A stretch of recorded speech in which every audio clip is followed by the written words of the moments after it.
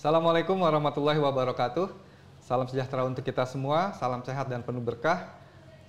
Mengawalinya, izinkan kami mengucapkan mohon maaf lahir dan batin, taqabbalallahu minna wa minkum.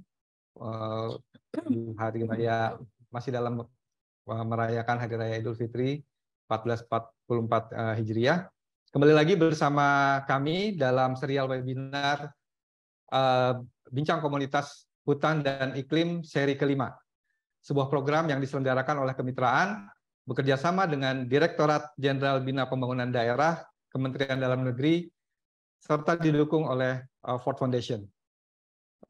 Kesepakatan mengurangi emisi karbon dan menahan laju deforestasi kembali menjadi janji para pemimpin dunia di konferensi iklim COP26 di Skotlandia November 2022 yang lalu. Salah satu program yang sudah berjalan adalah melalui perdagangan karbon. Skema ini memberikan insentif keuangan kepada para penjaga hutan. Apakah masyarakat pengelola hutan bisa mendapatkan manfaat dari upaya menurunkan emisi gas rumah kaca tersebut? Skema apa yang paling memungkinkan berdasarkan kebijakan yang ada pada saat ini, dan prasyarat serta tata kelola seperti apa yang dibutuhkan agar pengelolaan hutan yang bisa menurunkan emisi karbon itu bisa berjalan dengan efektif dan efisien. Pertanyaan-pertanyaan ini akan kita bahas dalam diskusi yang kali ini bertajuk Tata Kelola Karbon untuk Komunitas. Dan bersama kita saat ini sudah ada Mbak Eka Melisa. Selamat pagi, Mbak Eka. Selamat pagi. Sehat-sehat, Mbak Eka? Alhamdulillah. Alhamdulillah sehat ya. Mbak Eka adalah Senior Advisor untuk kemitraan untuk adaptasi dan mitigasi krisis iklim. Mbak Eka juga ini kalau ngelihat portfolionya ini panjang sekali ya, 20 tahun berkecimpung di isu perubahan iklim. Sudah berapa COP Mbak yang diikuti Mbak? Saya mulai ikut COP dari COP 8 sebetulnya. COP 8 ya. India. Jadi ini udah COP 27 ya Mas. 27, betul. Udah 19 COP. 19 COP. 19 tahun. Saya baru ikut sekali aja udah cukup. Udah pusing. Pusing. Cukup. Ya, dan jadi ini narasumber kita tepat sekali pada pagi ini dengan pengalaman yang cukup panjang 20 tahun. Mbak Eka ini bukan hanya seorang insinyur ya. Kalau kata Sidul ini tukang insinyur, bukan cuma seorang tukang insinyur, tapi juga seorang negosiator dan advokat untuk perubahan iklim. Jejak karirnya nih cukup panjang, bahkan pernah menjadi 2008 sampai 2014 itu menjadi asisten staf khusus Presiden SBY pada kali itu ya, untuk isu perubahan iklim dan lingkungan hidup. Nah, hari ini seperti tadi sudah disampaikan, ini terkait dengan tata kelola karbon untuk komunitas. Tapi sebelum ke sana gitu, Mbak Eka, ya. Bisa mungkin kita nih, bagaimana sih sebetulnya kaitan antara perubahan iklim, karbon, terus nanti masuk ke karbon untuk komunitas gitu. Memang kalau kita sekarang rasakan kan perubahan iklim ini makin terasa ya. Iya, betul. Apalagi betul, dalam beberapa bulan terakhir nih panasnya makin tinggi ya Mas Antoni. Luar biasa, panas luar biasa, tapi di tempat lain kemarin dingin. Ada yang dingin, kemudian juga ada yang banjir, bahkan sampai ada banjir bandang begitu ya. Betul, betul. Sementara di tempat lain udah mulai kering kerontang, jadi ini makin terasa begitu dampak yang kita rasakan gitu. Sebagaimana tadi disampaikan bahwa sekarang ini karena Indonesia ini punya hutan yang cukup luas, jadi peran strategisnya ini ditunggu-tunggu gitu. Betul, betul. Dan kemarin di tahun 2021 pemerintah juga sudah mengeluarkan peraturan presiden ya, Perpres tahun nomor 98 tahun 2021, dan kemudian juga ditindaklanjuti dengan Permen LHK nomor 21 tahun 2022. Kita bisa dari awal ini menjelaskan kepada kita deh, kira-kira bagaimana nih kaitan antara perubahan iklim, kemudian masuk ke karbon, terus nanti ujungnya sampai ke karbon untuk komunitas. Mbak Eka punya waktu cukup panjang nih, mudah-mudahan teman-teman punya kesediaan waktu ya untuk bisa mendengarkan, karena ini memang lagi banyak dibicarakan dan juga banyak salah persepsinya nih, Mbak Eka. Kemarin ada yang bilang gitu, saya nonton di YouTube gitu kan, kalau nanti karbonnya udah ini, nanti kami siapkan truk untuk angkut. Misalnya seperti itu. Pernah juga waktu itu di Bogor gitu kan, tidak boleh merokok 1 hari untuk mengurangi karbon. Nah itu jadi agak ini ya sebenarnya iya, ya. kan agak apa namanya, agak di luar pemahaman kita gitu tentang karbon itu sebetulnya seperti apa. Betul. Saya serahkan di waktu Pak Eka. Iya. Silakan. Makasih Mas Anto. Selamat pagi teman-teman, Bapak dan Ibu semua.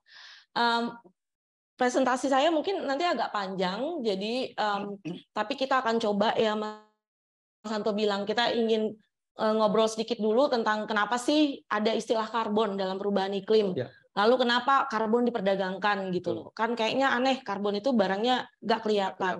Apakah itu ada juga kemarin kalau tadi Mas Anto bilang karbon soal asap rokok, dulu juga ada yang tanya apakah karbon itu arang karbon arang yang dari batu bara gitu. Nggak salah sebenarnya, tetapi atau kertas karbon.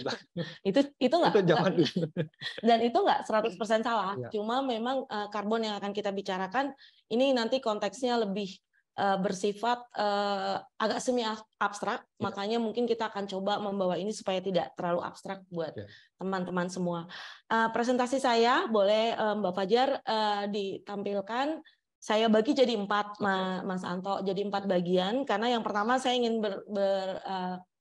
berbagi dengan teman-teman semua tentang perubahan iklim itu sendiri itu apa sih, sumbernya dari mana, dampaknya seperti apa, lalu potensi aksinya seperti apa, dan kemudian kenapa dalam potensi aksi itu kita bicara soal karbon. Kita akan bicara kebijakan perubahan iklim Indonesia, karena kalau misalnya kita mau bilang tadi ada pasar karbon, ada kemudian mungkin perdagangan karbon, semuanya kan bisa dilakukan kalau ada kebijakannya. Jadi kita perlu lihat kebijakannya. Boleh lanjut Mbak Fajar sampai isi presentasi. Oke. Dan kita akan bicara nilai ekonomi karbon. Nah ini yang menarik karena tadi udah ada karbonnya sendiri apa, terus karbonnya dikasih nilai sehingga dia bisa kemudian diperdagangkan atau dipindah tangankan. Dan yang terakhir kita akan bicara tata kelola karbon untuk komunitas. Boleh lanjut Mbak? Lanjut. Nah ini untuk perubahan iklim. Teman-teman, ya apa sih perubahan iklim? Boleh lanjut? Ya, ini diagram ini adalah diagram yang dibuat oleh BMKG, teman-teman, yang saya lihat karena sudah cukup untuk memberikan gambaran secara umum atau gambaran secara menyeluruh tentang apa sih itu perubahan iklim. Jadi kalau bicara perubahan iklim, masih banyak saya lihat teman-teman yang kemudian agak bingung, Mas Anto. Iklim itu berbeda dengan cuaca. Kalau cuaca kita bicara hujan, kita bicara angin, kita bicara topan, dan lain sebagainya. Tapi kalau iklim itu adalah kumpulan cuaca sebetulnya pada waktu tertentu, pada periode tertentu, yang kemudian bisa dibilang sebagai satu tendensi di daerah situ. Jadi kalau misalnya di daerah itu iklimnya kita bilang subtropis, mungkin dia mengalami 4 musim. Kalau tropis seperti kita, iklimnya berarti dia hanya mengalami panas dan dingin, panas dan hujan. Nah, di dalam perubahan iklim itu sendiri sebetulnya artinya adalah adanya perubahan secara ekstrim. Kalau cuaca kan memang ekstrim ya, teman-teman. Kalau cuaca itu memang ekstrim, jadi sekarang hujan, Jakarta tuh kayak gitu. Sekarang hujan, 5 menit lagi kering, 5 menit lagi hujan. Kalau iklim harusnya tidak seperti itu gitu. Dia tidak bisa mengalami yang ekstrim dalam waktu yang cepat. Tetapi yang terjadi saat ini, perubahan iklim itu terjadi atau terasa sekali perubahan yang sangat ekstrim. Nah, yang menyebabkannya itu kita sebutnya sebagai pemanasan global. Pemanasan global adalah pemanasan global, jadi dunia, Earth, bumi, yang mengalami pemanasan secara lebih ekstrim akibat meningkatnya konsentrasi gas rumah kaca. Nah, konsentrasi gas rumah kaca inilah yang nanti, gas-gas rumah kaca inilah yang kemudian kalau dalam konteks awam kita sebut sebagai karbon. Jadi kalau kita bicara karbon di dalam perubahan iklim, itu adalah si gas-gas rumah kaca. Ada karbon dioksida, ada metana, ada juga kemudian nitrooksida, banyak. Jadi ada beberapa jenis gas yang kemudian kita sebut sebagai gas rumah kaca. Dan ini untuk mempermudah kita sebut sebagai karbon. Kenapa disebut sebagai karbon? Karena perhitungan gas rumah kaca biasanya umumnya dihitung melalui jumlah kesetaraan gas terhadap karbon dioksida. Oke. Itu untuk bikin gampang aja sih Mas Santo, CO2 gitu. Iya. Tapi makanya terus disebutnya karbon. Jadi sebenarnya tidak hanya CO2. Oke. Nah, ini kita bisa lihat gas rumah kaca kalau di gambar itu teman-teman bisa lihat kejauhan ada di pembakaran yang menggunakan bahan bakar, kendaraan bermotor, deforestasi, kegiatan peternakan, penggunaan CFC untuk lemari es dan AC, dan untuk penggunaan aerosol. Nah, ketika kita bicara perubahan iklim dan ketika kita bicara nanti menuju ke karbon komunitas, yang perlu kita paham juga adalah kita sebetulnya menuju ke karbon komunitas itu karena kita akan melakukan pengendalian perubahan iklim. Nah, di dalam pengendalian perubahan iklim ada 4 istilah yang perlu kita pahami dan kita ingat. Yang pertama adalah si emisi gas rumah kaca itu sendiri, si karbon itu. Lalu ada dampak. Jadi dampak yang disebabkan oleh emisi gas rumah kaca. Ada upaya mitigasi, yaitu menurunkan, jadi secara langsung menurunkan emisi gas rumah kaca yang dilakukan. Ada adaptasi. Nah, kalau adaptasi seperti teman-teman juga tahu namanya beradaptasi. Ini adalah upaya-upaya yang dilakukan supaya kita bisa beradaptasi terhadap perubahan iklim. Bisa menyesuaikan diri ya terhadap betul dengan perubahan iklim. Bisa lanjut? Ini agak ada lag ya. Oke, nah ini saya hanya ingin menunjukkan, ini ada sedikit animasi. Ini adalah sumber-sumber gas rumah kaca atau sumber-sumber karbon tadi, Mas Anto. Ini adalah the biggest sources. Jadi ini nggak cuma ini gitu ya, sumbernya akan ada yang lain, tetapi biasanya ada di sini. Jadi kita lihat ada transport, ada air transport, ada penerbangan, ada produksi minyak, ada burning pembakaran crops atau pembakaran, terus kemudian ada fertilization, ada forest burning, ada land transport, ada agriculture, ada processes, dan coal yang tertinggi adalah coal. Jadi kalau tadi saya bilang karbon, dibilangnya karbon ada hubungan sama arah nggak? Salah 100% sih, karena dia adalah juga terkait dengan coal plants dan coal mining. Boleh lanjut? Nah, ini dampak. Tadi Mas Anto sudah menyampaikan juga dampak-dampak yang sudah terasa itu seperti apa? CO2 concentration-nya meningkat sehingga lebih panas.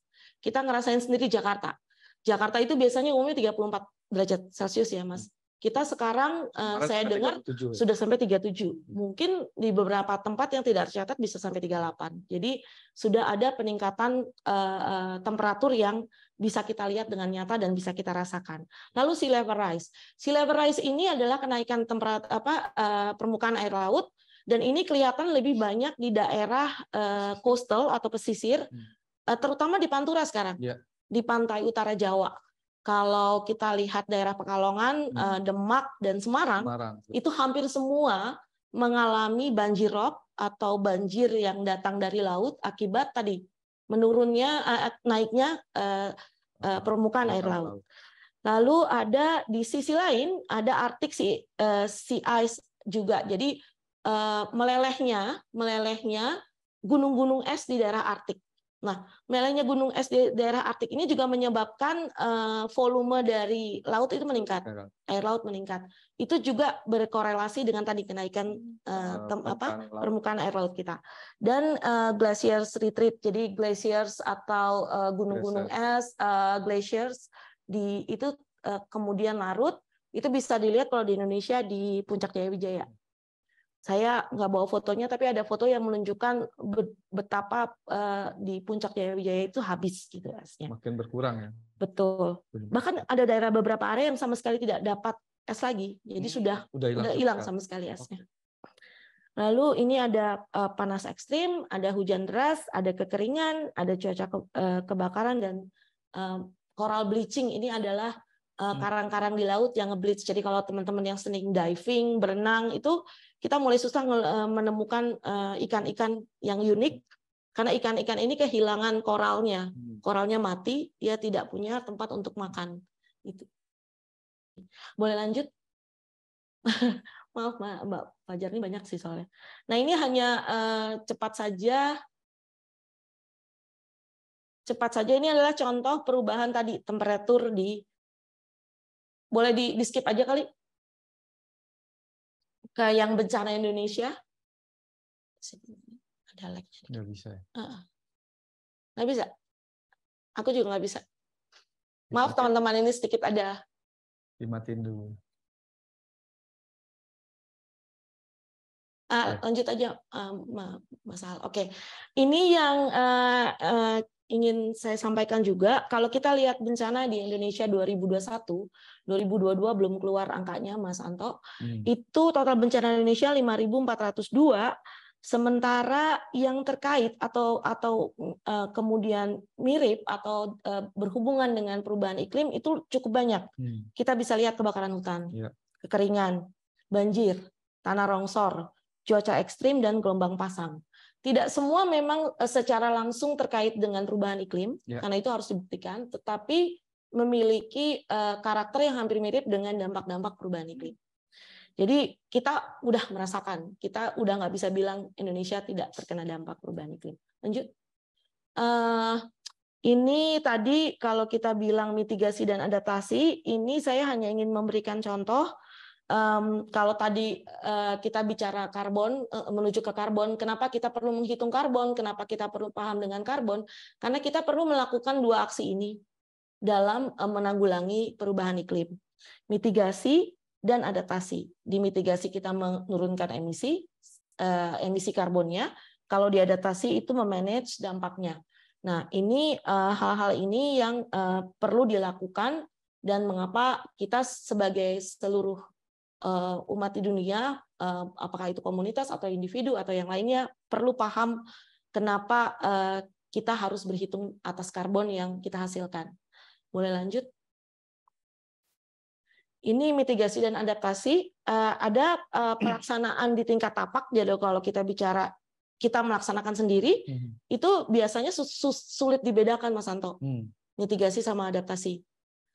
Kalau ini juga sebetulnya autokritik buat kita ya. Dulu apalagi ketika saya zaman bernegosiasi, kita terbiasa untuk mengotak-kotakan. Tetapi ketika kita melakukan pekerjaannya di lapangan atau kita melakukan di lapangan, kebanyakan tidak bisa kita kotak. Mitigasi dan adaptasi itu banyak yang sifatnya hybrid atau dilakukan dengan bersamaan. Nah, yang menjadi permasalahan pendanaan internasional masuknya umumnya hanya di mitigasi atau mengurangi. Untuk saat ini.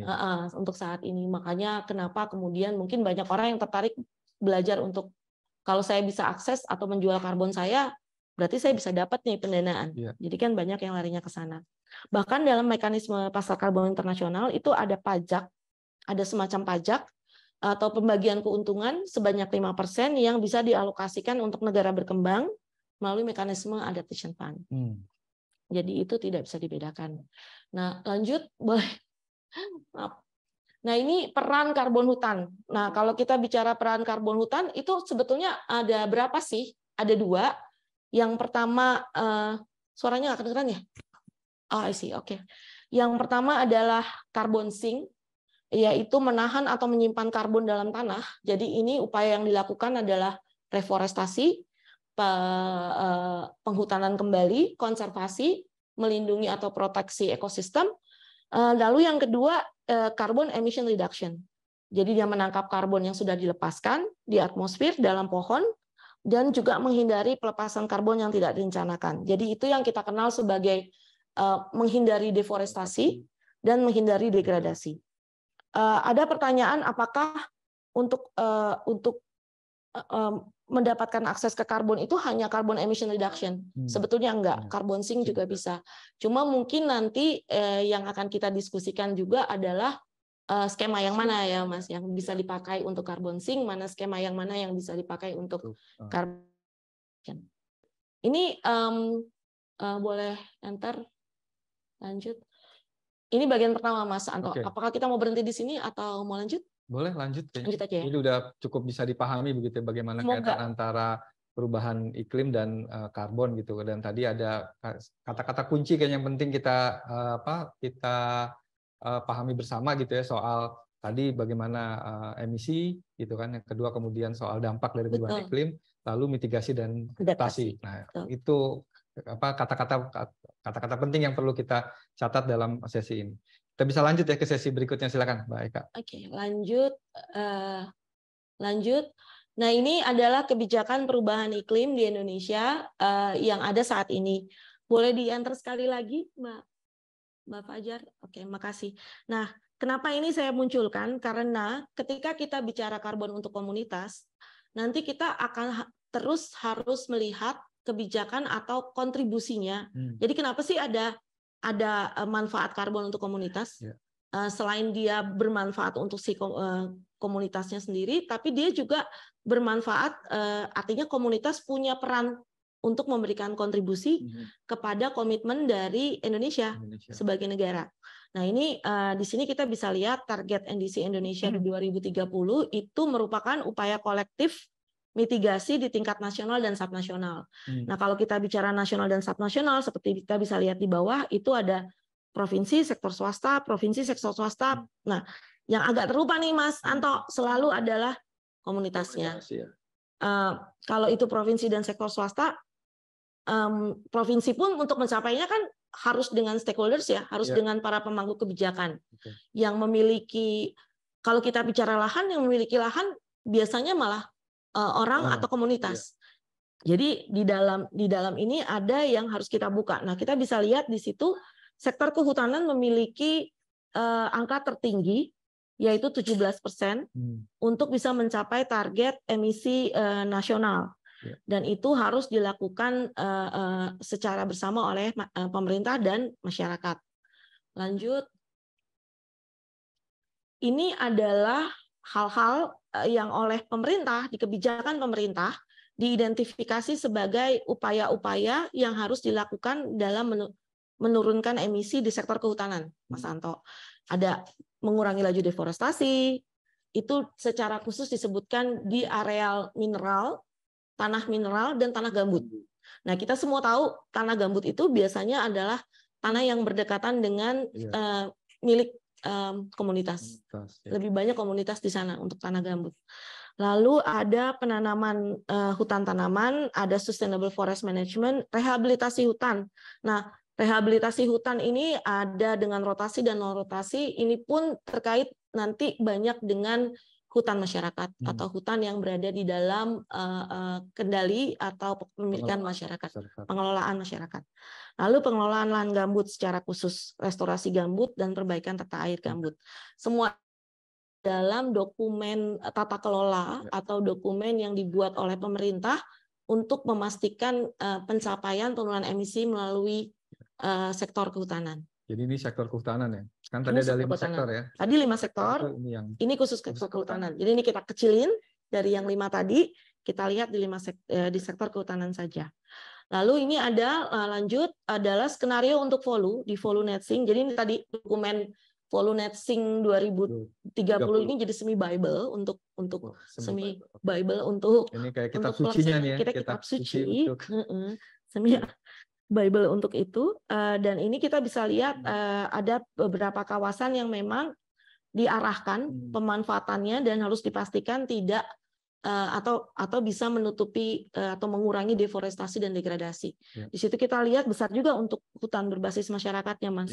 Dan ada kawasan non kehutanan. Kawasan non kehutanan dan kawasan berbasis masyarakat itu biasanya memang berbasis masyarakat ya, jadi masih milik masyarakat. Hampir 25% dari yang harus dicapai. Boleh lanjut?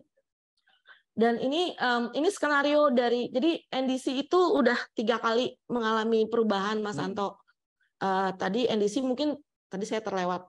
Jadi kalau kita bicara komitmen Indonesia menurunkan emisi, itu ada yang namanya nationally determined contribution. Itu kontribusi yang kita sendiri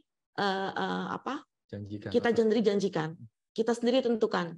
Nah, ketika kita tentukan, itu kemudian harusnya berbasis, idealnya itu bottom up, Mas. Jadi kita punya datanya dulu, kita kumpulin, kita lihat potensinya di masing-masing sektor, terus kita kumpulkan ke atas. Tapi ketika tahun 2011, 2012, ketika mulai NDC dan ada kebutuhan untuk Indonesia perlu nih menunjukkan gitu ya, yang dilakukannya lebih top down. Jadi dilihat kira-kira dari sektor kementerian dan lembaga, oh ini kira-kira berapa persennya aku bisa kontribut, nah itu lebih ke sana dan itu turun ke bawah. Nah ini ternyata makin ke sini tuh makin sulit sebetulnya untuk melihat atau mematchkan antara yang top down sama yang bottom up. Jadi peran masyarakat harus lebih tinggi gitu, harus lebih banyak. Nah, tapi karena dia sifatnya top down, dia sudah mengalami 2 kali perubahan. NDC yang pertama itu kita bicara 25% penurunan emisi, yang kedua 29%, kita sebutnya updated NDC. Yang ketiga itu enhanced NDC, baru tahun lalu, itu naik lagi jadi 31,89%. Oke. Jadi makin meningkat. Makin meningkat. Nah, makin meningkat itu, ini yang saya tunjukkan di sini, ini masih yang lama, yang pertama. Yang pertama saja itu sebetulnya untuk volume sangat tergantung pada masyarakat, karena yang terbesar ada di perhutanan sosial. Di social forestry. Dia mencapai 89%. Kita belum lihat data yang terakhir secara detail, apakah masih begitu, masih besar di social forestry atau tidak, tetapi tentunya kan tidak mungkin akan jauh dari. Berikutnya ini kita belum lihat, ya? Belum dapat skenario yang untuk edisinya secara detail. Ini kan yang lebih detail ya. Boleh lanjut. Nah, itu kebijakan-kebijakan yang kemudian mendukung atau kemudian mendasari kenapa Indonesia kemudian melakukan aksi-aksi pengendalian perubahan iklim. Nah, tapi kalau kita mau tadi masuk ke dalam karbon untuk komunitas atau manfaat karbon bagi komunitas, kita perlu sebetulnya membedah satu kebijakan yang sangat khusus yang kita sebut nilai ekonomi karbon. Mungkin teman-teman Bapak Ibu yang ada di dalam ruang Zoom juga udah sering mendengar NEC, biasanya disebutnya sebagai NEC, nilai ekonomi karbon. Nah, nilai ekonomi karbon itu apa sih? Boleh lanjut, Mbak? Nilai ekonomi karbon itu adalah sebetulnya tadi kita udah punya karbonnya, kita tahu karbonnya datang dari mana. Nah, sekarang ketika kita mau mendapatkan, karena gini, orang itu kan diminta diminta untuk mengurangi karbon. Tapi kan ada upaya-upaya yang biasa dia lakukan, yang kita sebut business as usual. Kita secara biasa melakukan kegiatan itu. Kalau kita kemudian mencoba merubah, bahkan untuk skala komersil atau swasta, merubah itu kan ada dampaknya ya, Mas. Artinya ada yang hilang, ada yang loss, ada yang harus di-gain, harus didapatkan. Nah, ketika memastikan bahwa mereka yang menjaga tadi, ini benefitnya bagi yang menjaga hutan, menjaga mungkin juga daerah lain selain hutan, mereka harus mendapatkan sesuatu sebagai benefit atau manfaat. Nah, inilah kenapa kemudian diperkenalkan nilai ekonomi karbon. Karena karbon itu harus dinilai, diberi nilai, kalau enggak dia tidak bisa memberikan manfaat yang real gitu ya kepada mereka yang kemudian melakukan upaya menurunkan. Nah, di sini penilaiannya itu ada instrumen, ada. Nah, ini kita nilai ekonomi karbon itu ada 3 instrumen nanti. Jadi dia ada instrumen untuk mengubah perilaku ekonomi. Jadi karbon awalnya kan karbon tuh nggak ada yang tahu gitu. Karbon tuh bukan komoditi. Ini bukan karbon arang. Kalau karbon arang komoditi, Mas. Tapi kalau ini karena karbon dioksida misalnya, dia kan dilepas gas aja keluar gitu. Dia belum jadi komoditi. Nah, ini dia harus dikasih instrumen nih supaya dia bisa menjadi komoditi, jadi barang, jadi jasa. Dia juga harus bisa jadi intervensi kebijakan. Kemudian dia juga harus misalnya gini, polluter pay principle. Karena kan gini, ini ada yang jaga yang harusnya mendapatkan manfaat, tapi ada juga yang kemudian mengotori atau terus mengeluarkan emisi gitu ya. Mereka ini kan sebagai polluter harus dikasih semacam punishment, sanksi di mana dia harus membayar kepada mereka yang dirugikan atau mereka yang kemudian menjaga untuk orang itu gitu kan. Nah, inilah praktek polluters pay principle, dan sekarang itu menjadi sumber alternatif untuk pembiayaan berkelanjutan. Jadi upaya-upaya SDG dari pemerintah masuk ke nilai ekonomi karbon. Jadi ini ada satu pihak yang melakukan mengeluarkan emisi. Betul. Ada pihak lain yang mencoba menyerap atau kemudian menurunkan, mengganti upayanya gitu. Nah, ini kan ada 2 pihak kan. Sehingga si nilai ekonomi karbon ini akan memungkinkan semacam kerjasama atau partnership atau transaksi antara dua belah pihak ini, atau berdiri sendiri-sendiri gitu. Si pihak A yang tadi melakukan diberikan sanksi, sanksinya diolah menjadi benefit untuk si pihak yang menjaga. Dan pihaknya ini kan luas banget nih Mbak ya. Betul. Bisa dalam satu negara, bisa beragam gitu. Betul. Nah itu mengatur lalu lintasnya. Kita lihat next mungkin Mas Al, next. Ini kalau di Indonesia inilah Mas tata laksananya atau tata kelolanya yang untuk mengatur lalu lintas tadi. Ada yang namanya peraturan presiden, tadi Mas Anto juga udah ngomong, nilai ekonomi karbon nomor 98 tahun 2021. Di dalam Perpres itu banyak sekali yang diatur, bahkan diatur apa itu adaptasi, mitigasi, perubahan iklim, tapi saya ingin kita lihat atau kita fokus pada pasal-pasal yang mengatur mekanisme tadi, mengatur lalu lintas penyelenggaraan nilai ekonomi karbon. Di dalam nilai ekonomi karbon itu ada 3, Mas, ada 3 skema. Yang pertama perdagangan karbon. Nanti kita akan masuk secara detail. Ini hanya secara overview. Ini ada perdagangan emisi, ada offset emisi. Ini ada bedanya nih. Nanti saya terangkan perdagangan itu apa, offset itu apa. Karena dalam banyak diskusi yang saya lakukan, seringkali orang masih tertukar atau bercampur. Jadi perdagangan dan offset dipandang menjadi sesuatu yang sama.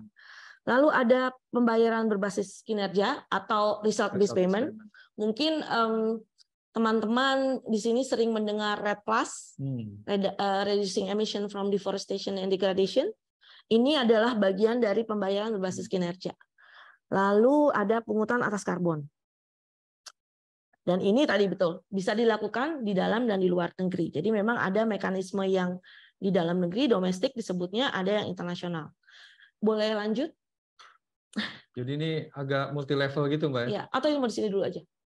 Mau di sini dulu aja di gambar tadi? Ya, silakan Mas Anto. Iya, artinya ini multi level begitu. Jadi di internasionalnya ada pengaturan tertentu. Iya, di internasional ada, di negara masing-masing ada pengaturannya. Mungkin nanti bahkan di jurisdiksi, di Pemda atau apa itu dimungkinkan ada pengaturan lagi. Nanti kemudian paling bawah di tingkat tapak. Yang sekarang kita punya baru sampai di level. Yang kita punya sebenarnya sudah sampai di level tapak, tetapi nanti akan saya terangkan kenapa kita kelihatannya harus punya aturan implementasi yang lebih dalam lagi gitu, yang lebih detail lagi. Ini Mas, nilai ekonomi karbon itu ada 3 tadi. Kalau yang pajak karbon dan result based payment 1, 2 dan 3 itu bukan perdagangan. Sementara kalau yang perdagangan karbon itu di bawah dia ada 2 tadi kan nih. Bedanya izin emisi cap and trade sama offset karbon. Jadi kalau izin emisi itu misalnya satu sektor gitu ya Mas, sektor ketenaga listrikan atau sektor kehutanan. Terus diberikan satu batas atas, cap itu batas atas. Kopi cap batas atas sekian misalnya 80 gitu ya. Lalu nanti ketika cap ini sudah ada, lalu ada pelaku di sektor itu yang memiliki penurunan emisi yang lebih rendah dari cap tadi. Jadi dia punya lebih besar penurunannya. Jadi emisinya lebih bawah dari cap. Dia punya hak untuk memperdagangkan emisinya. Jadi ini kayak semacam kuota penurunan emisinya. Kayak kuota. Kita ternyata kemudian kuota kita nih nggak habis nih. Kita kan bisa. Jadi misalnya industri A lah ya. Industri A dia mengeluarkan batas atasnya 80 mg CO2. Tapi kemudian dia bisa melakukannya 60 mg. Dia punya selisih 20. 20 ini adalah hak dia untuk bisa diperdagangkan. Tapi nanti ini nggak segampang itu. Ini itunya apa namanya skemanya. Tapi ketika kita akan memastikan ini boleh diperdagangkan, itu nanti ada lagi stepnya. Ini lagi yang membuat dia mungkin agak sedikit ruwet. Tapi si 20 ini betul Mas. Selisihnya ini yang bisa dia perjualbelikan. Boleh diperjualbelikan. Kalau yang cap and trade. Iya. Dan itu hanya boleh dia jual kepada yang memiliki yang belum bisa mencapai cap-nya. Jadi kalau tadi 80, nanti ada perusahaan B misalnya yang 120. Yang ini A tadi 60 kan? Dia boleh jual 20-nya ke si 120 sehingga dia bisa turun sedikit. Nah, itu. Kalau offset, dia nggak peduli. Offset itu tidak bicara cap. Offset itu biasanya adalah sisa. Jadi setelah cap terpenuhi, jadi kalau misalnya dalam satu sektor tuh udah dipenuhi, atau kalau NDC itu tadi 17%-nya sudah terpenuhi untuk sektor volume, lalu kita punya 20%, 3% sisanya itu boleh di offset. Nah, kalau offset itu bentuknya nanti akan lebih berbentuk sertifikat di kredit karbon. Jadi kalau misalnya teman-teman yang biasa main di saham atau biasa kemudian mungkin obligasi dan lain sebagainya, nah ini dimungkinkan nanti ada sertifikat pengurangan emisi. Itu dikeluarkan oleh pemerintah. Itu harus dikeluarkan oleh pemerintah atau lembaga yang berkompeten untuk itu. Kalau untuk saat ini dengan Perpres 98 itu harus pemerintah. Tapi kalau internasional dan itu misalnya memang kita bisa memastikan itu di luar dari cap, ada lembaga-lembaga independen yang juga bisa melakukan itu. Ada misalnya Gold Standard, ada Verra Standard, ada beberapa standar grup yang itu. Ini di samping ini saya juga nunjukin nih Mas, ada 61 di dunia ya, di dunia itu sudah ada 61 inisiatif nilai ekonomi karbon. Jadi Indonesia nggak sendiri sebenarnya. Mungkin Indonesia satu-satunya yang punya perpresnya gitu ya, didetilkan satu gitu. Tapi sebetulnya banyak inisiatif carbon pricing atau nilai ekonomi karbon yang sudah keluar. Dan kalau dilihat antara yang dimiliki Indonesia dengan yang 60 yang lainnya itu tuh kira-kira bisa kompatibel atau ada perbedaan atau? Kalau kita bicara karbon dan ini kalau khususnya perdagangan karbon itu nanti kita harus bicara soal standar, sertifikat dan metodologi, Mas. Mainnya adalah selalu di metodologi. Jadi kan karena ini kan karbonnya mesti dihitung. Betul. Sebelum kita sertifikasi kita harus bilang, harus divalidasi bahwa karbon yang kita turunkan itu betul. Jadi satu desa gitu ya bisa menurunkan emisi dari emisinya misalnya tahun 2010 mereka punya emisi 80 ton CO2. Kemudian di tahun ini dia bilang kita bisa kok nurunin sampai 40 gitu ya dari business as usual-nya. Dia punya 40 ton. Nah, tapi 40 ton ini nggak bisa cuma mereka bilang saya punya 40 ton, saya mau perdagangkan atau saya mau jual. Enggak. Dia harus mendaftarkan dulu, dia harus mencari validator yang kemudian akan berhitung betul hitungan dia itu memang 40 ton. Dalam banyak kasus biasanya pasti kurang. Karena apakah itu terjadi duplikasi, apakah itu kemudian terjadi perbedaan metodologi, perhitungan, itu sering terjadi. Oke, dan sekarang metodologinya itu sudah... Nah, metodologinya agak lebih cepat ya. Boleh lanjut, Mas? Kita terus aja deh, Mas. Agak di bawah sih, Mas Anto, sebenarnya. Oke. Metodologinya itu beragam, Mas. Jadi gini, metodologi itu ada list. Ada list daftar metodologi yang boleh digunakan. Oke. Dan itu biasanya untuk perubahan iklim akan sangat tergantung pada metodologi yang sudah diakui secara internasional, yaitu IPCC.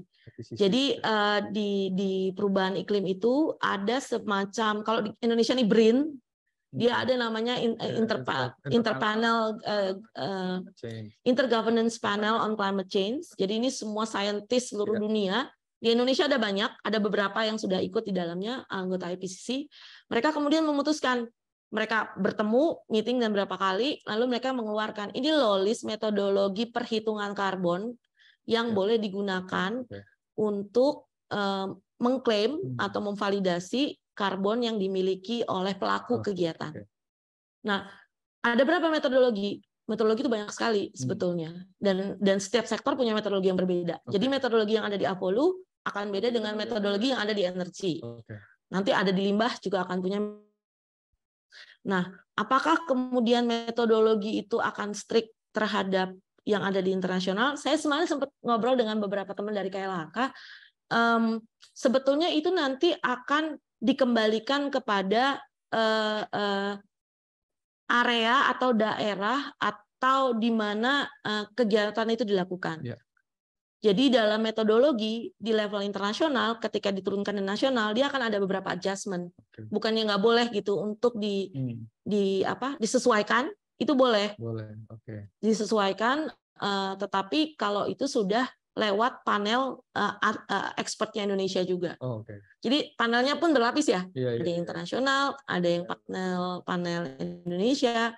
Nah, panel Indonesia ini juga nanti dia akan bekerja untuk melihat ternyata ada metodologi A yang harus jadi AB, karena dia nggak mungkin kalau cuma A.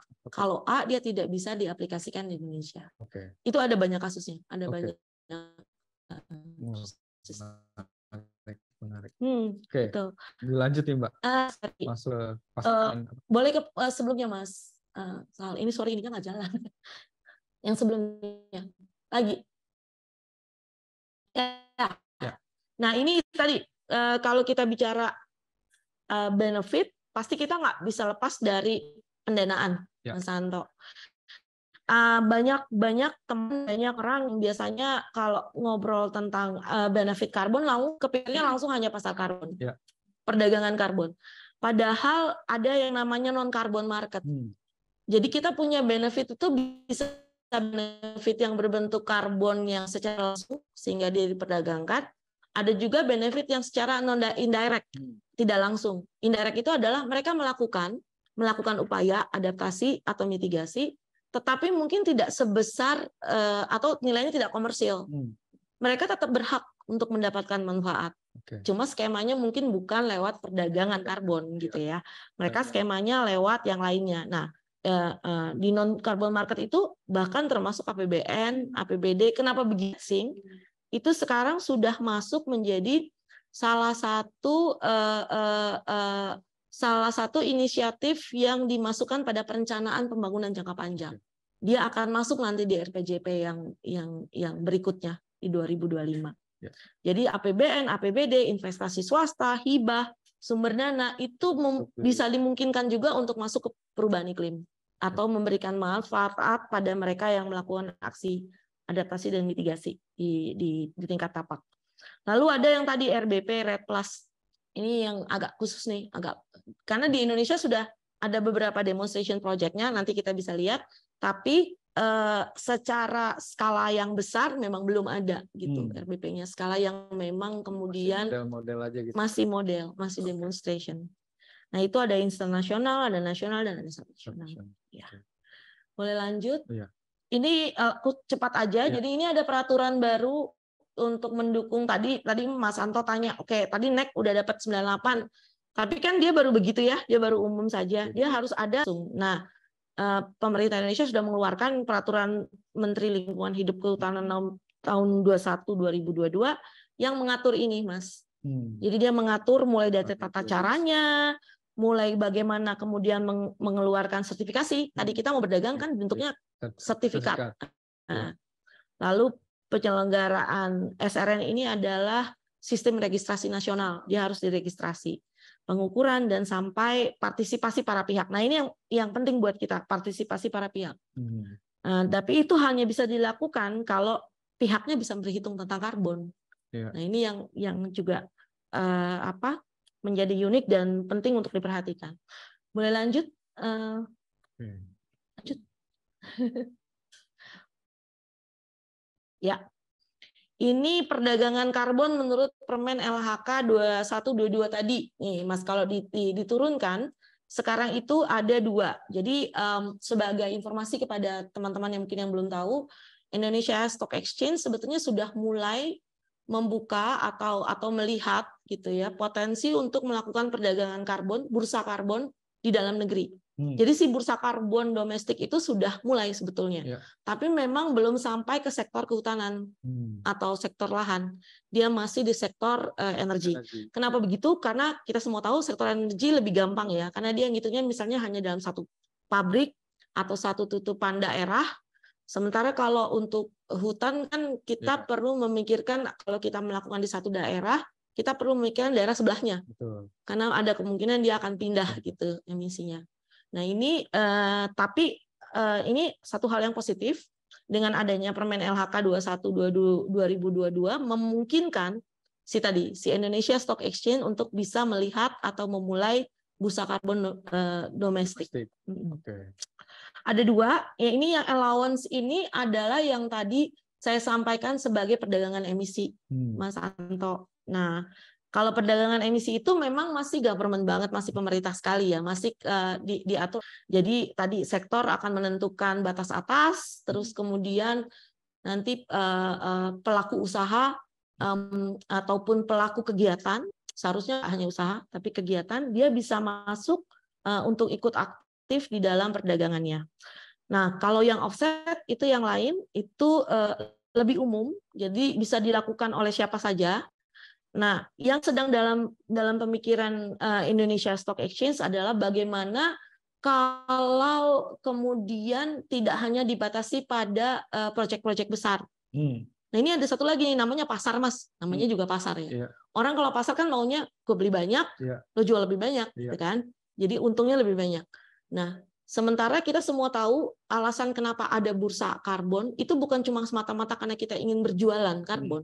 Jadi itu yang perlu diingat. Kita bukan bikin itu karena kita ingin berjualan. Ini bukan pasar biasa. Tapi ini lebih untuk memberikan manfaat kepada mereka yang memang berhak atas aksinya membantu menurunkan emisi.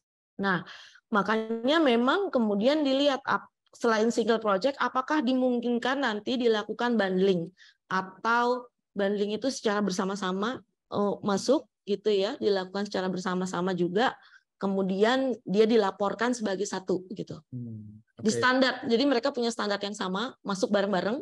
Ya karena kalau terlalu kecil ya, misalnya satu pemegang izin, misalnya izin konsesi perhutanan sosial, paling cuma berapa ratus hektar, betul. Itu nilainya nggak akan besar. Tapi kalau dia bisa bergabung dengan beberapa pemegang izin yang lain, berarti dia nilainya mungkin akan sama dengan pemegang izin konsesi HTI gitu misalnya.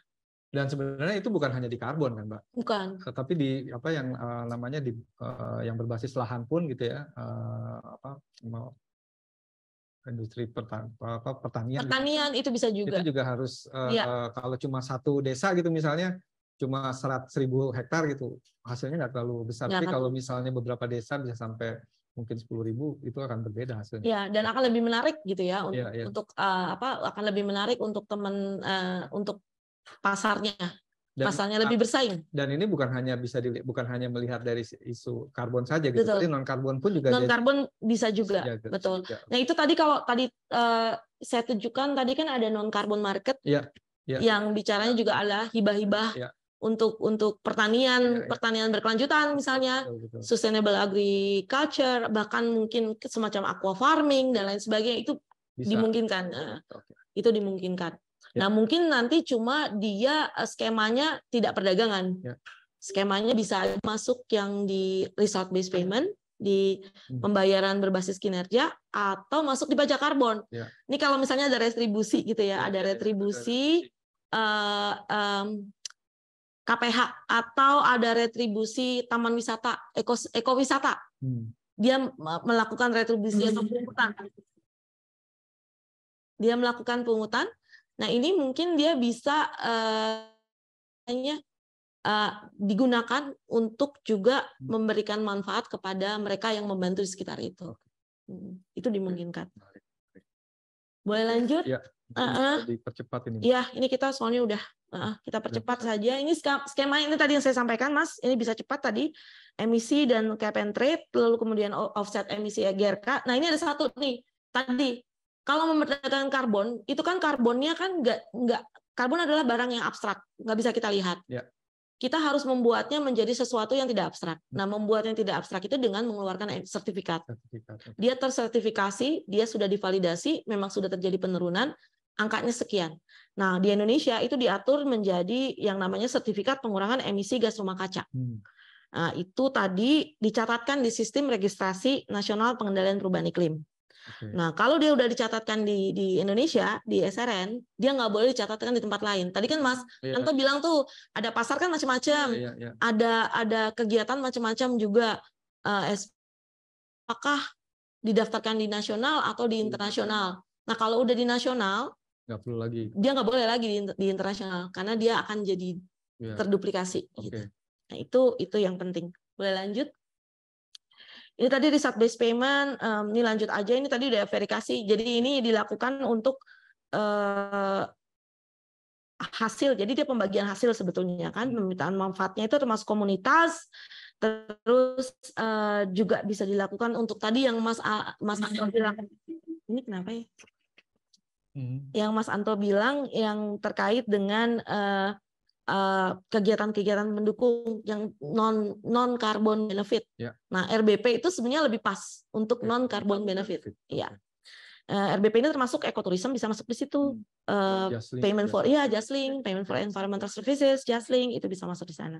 Dan yang terakhir pajak karbon. Lanjut. Ini yang internasional, lanjut aja kali ya. Nanti kalau ada yang bertanya bisa kita masuk ke sana. Nah, ini yang terakhir, yang paling penting adalah tata kelolanya. Mas, Mbak. Lagi. Nah, ini tata kelolanya. Nah, disinilah sebetulnya tata kelola karbon, termasuk karbon untuk komunitas. Jadi dia ada aksi mitigasi, ada aksi adaptasi, ada NEC, kemudian turun menjadi karbon, RBP, penghutan karbon, MRV, ada MRV tadi itu, dia harus dimonitor, di report dan divalidasi, dan ada sertifikat. Boleh lanjut? Nah, untuk bisa dapat sertifikat nih Mas, ini yang penting. Kalau kita mau komunitas ingin mendaftarkan atau mendapatkan sertifikat, boleh lanjut. Ini yang diperlukan. Dia harus mencatatkan. Dia tidak hanya report, tapi dia juga mencatat di dalam sistem registrasi nasional. Karena kalau dia sudah tercatat di sistem registrasi, dia akan dianggap sudah layak untuk diperjualbelikan atau layak dipindah tangankan, nggak selalu perjualbelikan kan, dipindah tangankan. Nah, ini prosesnya lumayan panjang masalahnya Mas Anto. Ada pendaftaran, harus dinilai kelayakannya, harus dapat rekomendasi. Nah, tadi kalau kita ngomong metodologi, dia harus mendapatkan rekomendasi metodologi yang digunakan. Terus harus ada proposal juga, harus ada daftar. Nah, ini untuk komunitas, apalagi itu komunitas yang kecil, mungkin bisa menjadi challenge, bisa menjadi tantangan. Karena proses yang sangat panjang dan mungkin juga bisa mahal. Karena kan ada proses yang harus dilakukan, terutama untuk validasi, penilaian kelayakan, rekomendasi, dan penyusunan proposal. 2, 3, 4 ini justru yang itu ya. Betul. Lanjut, Mbak. Nah, ini persyaratan metodologi, ada semua di Permenek. Nanti kita bisa lihat, tetapi ini yang harus diingat tadi, metodologinya bisa diajukan, tetapi harus ditetapkan dan sudah diterima oleh PPI, oleh KLHK atau oleh BSN, Badan Standarisasi Nasional. Lanjut. Nah, ini nih yang penting. Lanjut. Nah, ini yang penting Mas Anto. Apakah kita melakukan karbon komunitas itu dalam skema karbon emisi ataupun dalam pembayaran berbasis kinerja, kita membutuhkan SPE sebagai validasi. Nah, proses ini harus kita lakukan sampai tahap penerbitan. Jadi mungkin nanti ini bisa dilihat, kalau nanti memang ada pertanyaan, kita bisa diskusi lebih lanjut di situ. Lanjut, ini lanjut aja. Ini tadi kita udah punya ya, pasar karbonnya sudah ada sekarang. Nah, ini karbon untuk komunitas. Karbon untuk komunitas dalam skema perdagangan emisi itu sudah pasti bisa dilakukan. Karena komunitas sudah diakui sebagai salah satu pelaku kegiatan. Tetapi dia perlu tadi memiliki SPE GRK dan terdaftar dalam SRN PPI. Tantangan terbesarnya ada 2, jumlah karbon serta proses validasi. Dan kemudian yang bisa dipertimbangkan untuk menyusun langkah ada 2, mekanisme bundling, itu sudah ada dalam wacananya Indonesia Stock Exchange, atau matchmaking. Nah, matchmaking ini yang banyak dilakukan di pasar sukarela internasional, Mas Anto. Jadi saya masukkan di situ ada Community Carbon Marketplace. Kalau nanti misalnya teman-teman mau lihat, bisa masuk ke situ, ada site-nya, ada website-nya. Si Community Carbon Marketplace ini melakukan kegiatan semacam seperti broker juga atau matchmaker, dan dia bisa melakukannya lintas sektor. Ini yang dulu sering disebut cowboy karbon. Enggak juga, kalau ini nggak cowboy karbon, karena dia menghitung. Kalau cowboy karbon itu biasanya mereka tidak membantu menghitung. Bagusnya si Community Carbon Marketplace ini adalah dia memberikan contoh, dia menunjukkan atau mengajarkan kepada komunitas, kepada seluruh stakeholders, bagaimana menghitung karbon yang mereka hasilkan, sehingga itu kemudian nanti bisa dinegosiasikan antara pembeli dan penjual, dan antara satu sektor dengan sektor yang lain. Nah, ini yang contohnya tuh satu sektor tuh, misalnya sektor lahan sebagai penyedia, nanti pembelinya sektor energi, atau energi dengan lahan bisa sebenarnya bisa lintas sektor. Ini menarik. Dia sebutnya marketplace gitu. Nah, yang itu juga adalah CIDX. Lanjut, udah banyak pertanyaan kayaknya. Untuk karbon komunitas yang RBP ini adalah mekanisme penghargaan, sehingga jadi kalau menurut saya adalah skema yang paling mungkin dilakukan atau diakses oleh komunitas saat ini. Beberapa program demonstrasi RBP juga sudah dilakukan. Mekanisme karbon sukarela di Indonesia ada di Plan Vivo dan Norwegia. Banyak pertanyaan. Lalu ada RBP ini juga adalah skema yang paling besar potensinya diakses komunitas. Yang perlu dicatat, beberapa skema RBP dalam Volunet-Sync masih dilakukan skema government to government. Jadi sangat tergantung sama gitu ya, atau sektor atau kementerian dan lembaga. Ya, kemudian menjadi pertanyaan bagaimana benefit itu bisa langsung sampai ke komunitas dan masyarakat. Kemudian validasi aksinya juga sama beratnya dengan tadi pasar karbon karena harus lewat SPE. Ini fokus RED dan boleh lanjut. RED dan RBP itu memang sangat akan terkait dengan perhutanan sosial yang ada, karena RED dan RBP itu dia tadi memberikan dampak positif karena dia tidak hanya menilai karbon, dia menilai juga non-carbon benefit-nya. Non-carbon benefit-nya itu adalah ekonomi, progresi ekologi, budaya, dan inklusi sosial. Lalu dia juga meminimalisasi tantangan jurisdiksi karena dia memberikan akses yang lebih adil harusnya. Karena kan dia langsung ya, result based payment. Ini contoh yang sudah pernah dilakukan. Berlanjut, ini di Forest Carbon Partnership Facilities, Carbon Fund, ini RBP, dia ada di Kalimantan Timur. Ini yang baru kemarin. Ini baru kemarin. Ini sih memang mekanisme yang dilakukan oleh via World Bank. Dia ada 30 juta ton CO2. Jadi udah ada yang sudah berjalan. Dan ini terakhir, tantangan karbon untuk komunitas. Tantangan karbon untuk komunitas itu ada 3, Mas. Ada definisi hak atas karbon karena tadi komunitas yang memiliki, tapi haknya kalau kita lihat ada di pemerintah.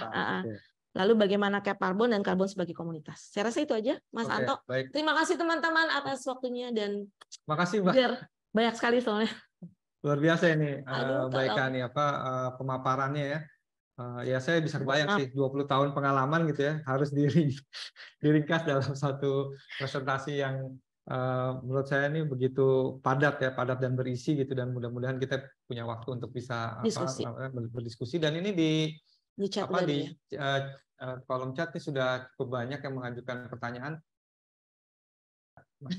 Kecilan. Mas Anto nggak bisa lihat. Iya, saya nggak.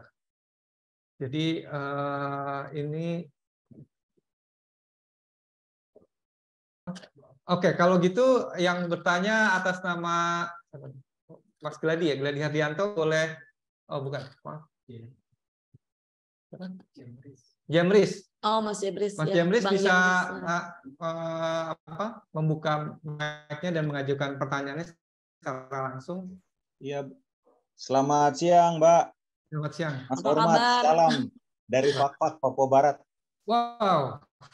Papua ini ya. Betul, dari jauh Bang Jamlis, apa kabar? Ya, baik, Mbak. Ya, ini menarik. Kebetulan saya dengan teman-teman selama beberapa waktu dan sampai tadi malam itu kita diskusi tentang ini. Jadi kebetulan memang kalau kami di Fakfak, ya dulu dengan teman-teman kemitraan juga menginisiasi dari 2010, dan ya syukur puji Tuhan saat ini dengan bantuan teman-teman BPSKL juga ada 18 skema perhutanan yang sudah ada SK-nya. Ya, 15 hutan desa. Dan ada 3 yang HKM. Total luasnya sekitar 42.000 hektar. Wah, besar. Ya, tapi sayangnya memang ini kan masyarakat kita yang sebagian besar memang masih memprihatinkan lah, kampung-kampung yang masih belum ada sinyal juga, dan memang itu di tengah hutan gitu. Jadi, nah ini menarik sekali. Jadi sampai tadi malam saya dengan teman-teman tuh kami berpikir nih tentang karbon ini. Nah kebetulan Mbak sampaikan ini juga, ini menjadi apa? Saya pikir menarik juga. Nah, apakah ini bisa didorong? Tetapi memang ada kekhawatiran jujur untuk kami teman-teman aktivis di sini kan, bagaimana kita mendorong masyarakat ini. Nah, kira-kira bagaimana? Jangan sampai, karena misalnya menjaga, oke, kalau menjaga ya saya pikir kalau Papua itu selama ini sudah menjaga yang berluar ya. Nah, so apa? Karena jujur kami beberapa bulan ini kami diskusi juga dengan masyarakat, harapan mereka cukup besar juga untuk bagaimana membantu mereka ya kayak development pembangunan untuk mereka. Nah, itu kira-kira seperti apa? Jangan sampai yang kami khawatirkan ada orang main di tikungan. Betul. Nah, itu yang jujur jadi perdebatan kami. Jangan sampai itu. Jadi yang jadi objek masyarakatnya wilayahnya yang tadi Mbak sampaikan itu komunitas, tetapi ada oknum-oknum yang bahkan mungkin belum pernah ke Papua gitu. Ya, itu kira-kira bagaimana Mbak? Mohon pencerahannya. Hormat. Terima kasih Mbak.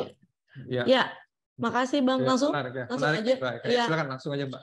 Oke, Bang Jamlis, makasih. Iya, ini sebenarnya cerita nggak cuma di Papua ya. Saya sering juga dapat pertanyaan yang sama. Makanya tadi di dalam slide saya yang terakhir tuh Bang Jamlis ada tantangan yang saya sebut tantangan, bukan hambatan, karena kalau tantangan itu kan artinya kalau kita bekerja kita mungkin bisa akan melewati dari tantangan tersebut. Satunya itu tadi exactly yang tadi Bang Jamlis sampaikan, bagaimana kaitannya dengan hak atas karbon tadi. Haknya siapa sih sebetulnya karbon itu?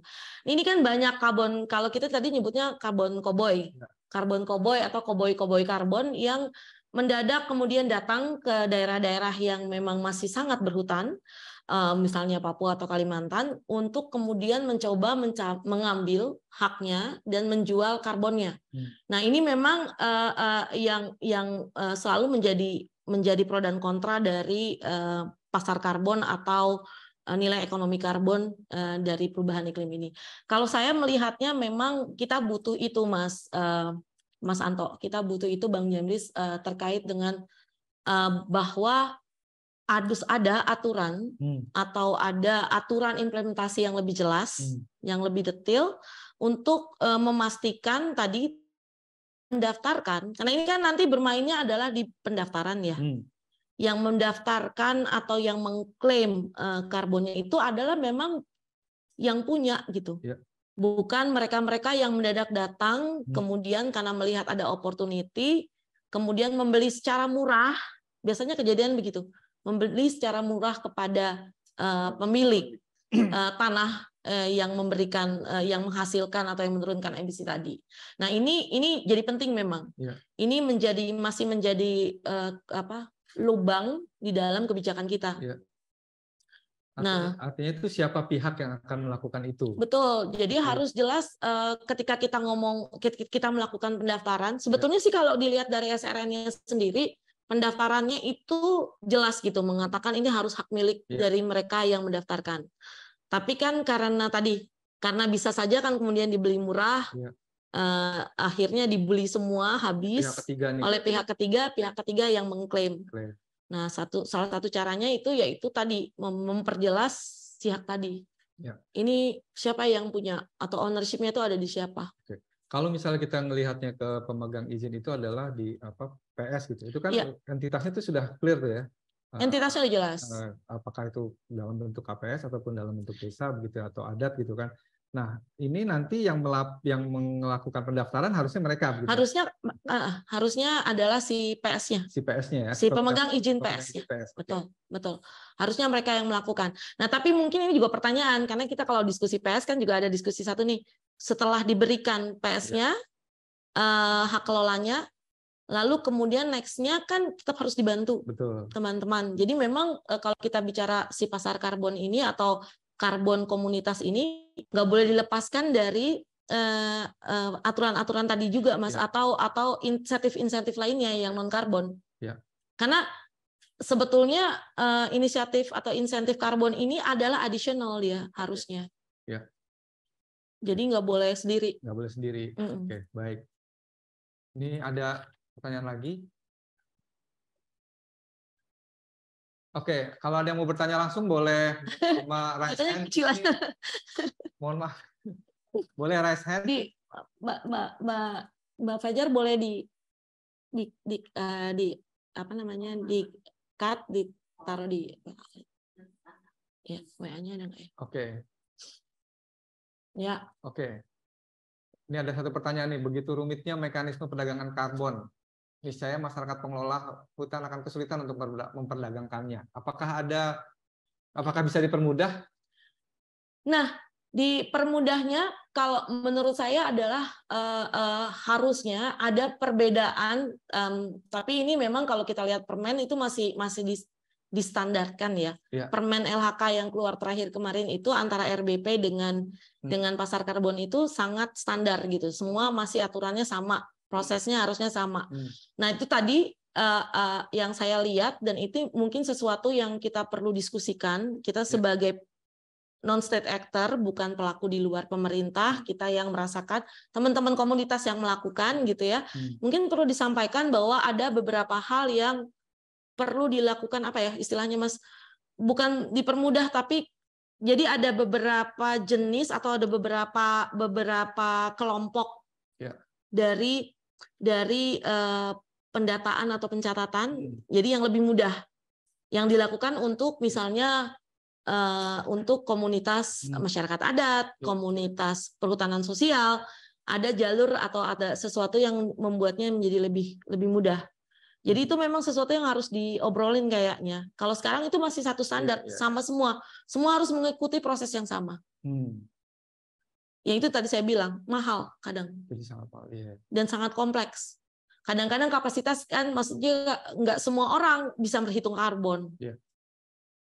Kita tahu, kita bisa nih, kita menghasilkan, tapi kita nggak tahu berapa. Dan itu biasanya kan karbon-karbonnya jadi banyak karena mereka bisa berhitung gitu. Betul. Jadi itu mungkin yang memang perlu disampaikan atau perlu artinya mekanisme bagaimana pemegang izin konsesi perhutanan sosial, masyarakat hutan adat gitu ya. Bisa memanfaatkan karbon yang mereka miliki untuk kemudian mempersingkat akses, mempersingkat atau mempercepat akses. Jadi sebenarnya di situ mempercepat akses. Dia harus ada itu yang pertama, atau yang kedua juga mungkin fungsinya adalah pemerintah juga memberikan capacity building itu nggak cuma capacity building dalam arti capacity building itu gitu ya, tapi juga menciptakan atau memberikan ruang-ruang di mana kemudian teman-teman komunitas ini bisa berkembang kapasitasnya sendiri. Kalau sekarang kan kebanyakan bentuknya TA, technical assistant. Nanti diberikan orangnya pergi keluar, ilmunya ada di orang itu gitu ya, bukan ada di teman-teman komunitas. Nah, ini perlu dipikirin gitu. Ada semacam modul atau langkah yang lebih mudah gitu ya, atau step-step yang lebih mudah. Ada dispensasi kali ya, atau apa istilahnya seperti itu. Tapi afirmasi action kali seperti itu ya, untuk masyarakat bisa jadi lebih memanfaatkan itu lebih seksama gitu. Oke, ini ada pertanyaan lagi. Oke, Mas Yazid silahkan.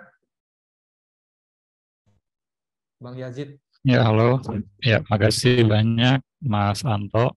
Ya, Bang Yazid. Jadi saya mau bertanya mengenai ini kan sudah ada regulasi yang dikeluarkan oleh pemerintah ya. Yang kami tanyakan, terutama kami pegiat komunitas, kira-kira model fasilitasi seperti apa yang bisa akses dan bagaimana mengaksesnya, karena agak miris di tempat kami ini saya dari Lombok ini, Mbak dan Mas. Jadi kalau di tempat kami ini misalnya teman-teman sekarang sudah mulai muncul kesadarannya untuk menjaga hutan mangrove misalnya. Berangkat dari fakta bahwa di tempat kami ini rawan terjadi bencana.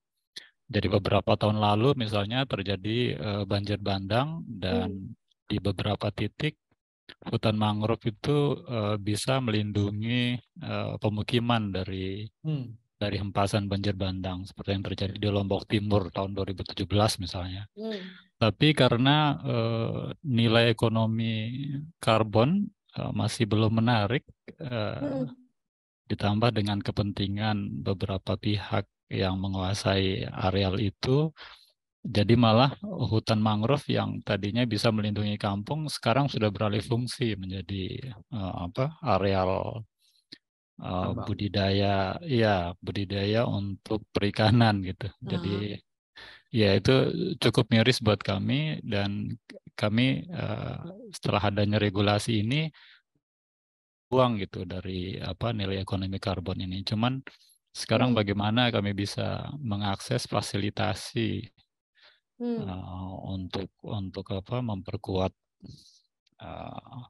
atau melakukan persiapan untuk memperoleh manfaat dari atau nilai ekonomi karbon yang bisa kami kelola gitu. Mungkin itu saja Mas Anto dan Pak. Terima kasih Bang Yazid. Menarik nih Pak. Benar, jadi situasinya sekarang justru mereka mengalami degradasi kira-kira seperti ya. Betul. Apa yang perlu dilakukan ya untuk dan bagaimana prosesnya bisa kemudian mengakses ke Iya, ini menarik sih, karena di dalam di nasional pun sebetulnya diskusi ini cukup banyak ya. Artinya bahwa kalau kita bicara ini kan berarti prosesnya adalah di readiness. Kalau kita nyebutnya dulu di RBP itu readiness. Penyiapan. Sehingga kemudian mereka yang harusnya bisa mendapatkan manfaat ini betul-betul mendapatkan manfaat kan. Jadi difasilitasinya seperti apa. Nah ini dulu sih sebetulnya kan pernah ingin dilakukan melalui program kerjasama yang Indonesia Norwegia, Mas Anto dulu. Salah satunya adalah masuk ke situ gitu. Jadi memberikan beberapa dana untuk persiapan. Kalau yang saya lihat sekarang, memang yang menjadi permasalahan adalah informasi tadi yang dibutuhkan oleh teman-teman di Tapak itu kan lebih kepada informasi mana sih pendanaan atau fasilitasi yang bisa kita akses sehingga kami bisa menyiapkan diri untuk masuk ke sana gitu ya. Dan ini memang yang menjadi pertanyaan bahkan di tingkat nasional di kita juga gitu, karena kita belum banyak melihat. Yang saya bisa share sebetulnya di beberapa filantropi ini juga mungkin bisa dilihat. Jadi tidak hanya pendanaan skala besar atau pendanaan pemerintah, pendanaan filantropi itu juga ada beberapa yang kemudian memfokuskan fasilitasi, memberikan dukungan kepada teman-teman yang akan menjadi fasilitasi. Salah satu contohnya juga mungkin saya nggak sempat bicara karena itu satu cerita sendiri. Kita punya yang namanya sekarang BPDLH, Badan Pengelola Dana Lingkungan Hidup, Mas. BPDLH ini adalah satu fund manager seharusnya yang kemudian mengelola funding yang masuk terkait dengan perubahan iklim. Mereka punya beberapa skema. Nah, cuma saya juga kurang tahu sejauh mana skema-skema ini kemudian turun dan sampai ke teman-teman di Tapak yang memerlukannya. Skema yang kemudian memungkinkan komunitas atau penerima manfaat, NGO dan lain sebagainya itu untuk menerima funding dalam jumlah yang mungkin nggak terlalu besar, tapi bisa digunakan untuk ini. Ada beberapa tuh di BPDLH, ada yang disebut sebagai dana Terra oleh Ford Foundation, lalu ada juga ada beberapa juga yang sedang berjalan. Nah, mungkin yang memang dibutuhkan, menurut saya, semoga nih ada teman-teman dari kementerian juga yang hadir. Kalau yang dibutuhkan mungkin memang sosialisasi, tapi bukan sosialisasi lebih dalam bentuk yang besar itu, tetapi bagaimana kemudian apa dan apa saja yang akan bisa didanai atau dibantu untuk terkait dengan kebutuhan teman-teman di lapangan tadi. Itu jadi menurut saya jadi sangat penting sih memang. Dan saya kira itu juga bisa masuk ke ini ya, yang tadi yang non karbon ya. Yang non karbon, exactly. Jadi hanya yang masuk ke akses untuk yang karbon, tapi yang non karbon juga bisa karena situasi tadi kan sudah mengalami degradasi nih. Betul. Berarti prosesnya kan lebih panjang nih daripada yang menjaga yang sudah ada gitu kan, dan memang dia perlu bisa menunjukkan bahwa memang dia sudah menjaga dan perlu mendapatkan manfaat dari karbon tersebut begitu kan. Betul. Nah, ini juga kalau yang ini kan karena jadinya udah dampak ya sebetulnya ya Mas. Betul. Lebih ke dampak, bukan udah terjadi dampak. Jadi bukan hanya nilai ekonomi karbon tapi dampaknya sendiri. Kita punya program atau kita menjadi satu national entity buat adaptation fund. Jadi memang yang mereka yang terdampak sebenarnya bisa juga masuk ke adaptation fund. Tetapi sekali lagi karena ini program internasional, maksudnya dananya masih dana internasional, memang prosesnya mungkin malah lebih sulit dan lebih panjang. Iya, tapi ini real gitu ya. Ini tuh real apa yang terjadi di Tapak, dan menurut saya memang ini yang perlu kita sampaikan secara bersama ke atas gitu loh. Ini bukan masalah nggak mau, bukan masalah tidak tahu juga mungkin, tapi masalahnya adalah bagaimana caranya mengakses tadi. Baik. Terima kasih Mbak Eka. Kita lihat pertanyaan berikutnya. Maaf ya, saya belum bisa menjawab secara ini karena memang masih kita pertanyakan bersama. Iya. Oke. Dari Zulfikar Mardiadi dari Universitas Papua. Apakah ada lesson learned dari lapangan yang menunjukkan komunitas sukses melakukan tata kelola pengelolaan karbon? Ada. Oke. Ada contoh-contoh adalah di Jambi dan di Kalimantan Timur. Di Jambi itu mereka ada satu, kita boleh sebut NGO-nya, nggak apa-apa ya. Ada satu NGO di Jambi, KKIWARSI, mereka sudah berhasil melakukan program yang mirip dengan Red Plus sebetulnya. Dia tidak dianggap sebagai Red Plus karena tidak didaftarkan, karena ini sumbernya masih sukarela. Dari Plan Vivo dan dari Vera, tapi mereka sudah berhasil melakukannya, Pak. Mereka sudah bisa. Mereka sudah menghasilkan dan mengklaim dan mengirimkan klaim bahwa mereka sudah bisa menurunkan sekian ton. Yang tadi contoh yang saya tunjukkan di Forest Carbon Partnership, itu juga komunitas banyak yang melakukan, itu di Kalimantan Timur, itu juga mereka sudah sampai 30 ton. Jadi memang dimungkinkan dan sangat mungkin sekali komunitas untuk mendapatkan benefit tadi atau mendapatkan dampak manfaat dari karbon dan non karbon. Cuma itu adalah aksesnya masuk dari mana? Karena yang tadi saya sampaikan akhirnya dihitungnya lebih banyak demonstrasi, proyek demo, belum program yang sustainability-nya atau keberlanjutannya bisa terlihat. Harusnya kan RBP nanti ke depannya juga atau pasar karbon ini lebih sustain.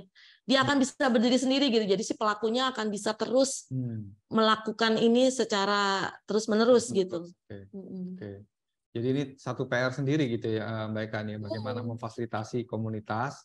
Kemudian itu satu PR, kemudian PR berikutnya adalah masuk dari ke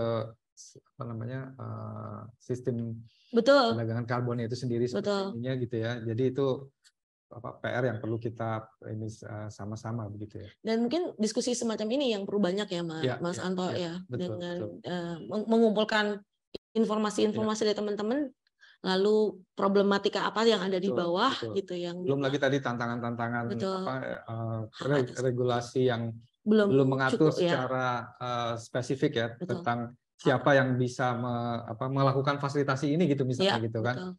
Itu belum lagi tadi soal hak atas karbon begitu ya. Kalau masyarakat adat karena memang itu sudah lahannya dia gitu ya, lahannya mereka yang sudah turun-temurun begitu di sana gitu kan. Terus harusnya Harusnya haknya dia dong gitu kan. Tapi kan ini sekarang masih ada di bulannya ada di pemerintah gitu. Ya, untuk fasilitasi sebetulnya ada beberapa contoh atau akses fasilitasi, tapi tadi itu kembali basisnya jadi project by project atau program by program gitu. Jadi tergantung misalnya oke, ada bantuan atau dana tadi misalnya dana yang tadi saya sebutkan dana Tera gitu misalnya. Dia memungkinkan sih diberikan kepada NGO-NGO yang akan memfasilitasi. Ya. Tapi itu kan prosesnya jadi hanya karena ada program itu gitu. Kalau program itu selesai ya selesai. Juga, gitu ya. Oke. Ini ada pertanyaan berikutnya nih, Mbak Eka nih. Dari Veronica Manohas. Ini skema yang baik bagi komunitas yang memiliki hutan banyak dan baik dampak ekonomi dari melestarikan saja, sehingga lebih cenderung dijual kayunya. Apakah ada skema yang mudah diakses oleh masyarakat lokal? Ini lagi-lagi nih soal bagaimana soal akses. Ini yang kayu dan non kayu ya. Kalau tadi kita bicara rehabilitasi, kalau tadi kayu dan kita kan sebenarnya tadi kalau kita bicara manfaat karbon atau karbon yang bermanfaat gitu ya untuk komunitas dengan ini ada dua. Yang pertama tadi memang yang carbon emission reduction yang tadi diperdagangkan, tapi yang kedua kita tadi belum bicara soal carbon sink sebenarnya. Ini untuk daerah-daerah yang punya karakter seperti ini, yang memang dia bergantung pada kayu. Jadi yang dilakukan adalah lebih pada upaya sustainable forest management. Apakah dia kemudian melakukan rotasi, atau jeda tebang dan lain sebagainya. Jadi itu lebih banyak dan ini masuknya skemanya mungkin tidak di perdagangan karbon. Skemanya bisa diretribusi di pajak karbon. Jadi misalnya kalau tidak sustain yang melakukan, misalnya diberikan yang sustain dari situ dan dia bisa melakukannya secara berkelanjutan, dia mestinya dapat benefit dari si retribusi. Misalnya seperti itu. Yang bisa juga dilakukan adalah sebenarnya adalah menurut saya buat teman-teman ini juga penting untuk dapat berhitung karbon. Ini balik lagi nih Mas Anto. Kemampuan untuk menghitung karbon dan memahami kenapa karbon harus dihitung dan berapa yang dihitung itu penting kalau menurut saya karena ada beberapa tempat yang memang dia tidak bisa dilakukan shifting total, ya kan? Untuk teman-teman yang berada di tadi dia bergantung pada penjualan kayu misalnya, dia kan melakukannya harusnya bertahap, tidak bisa langsung shifting total.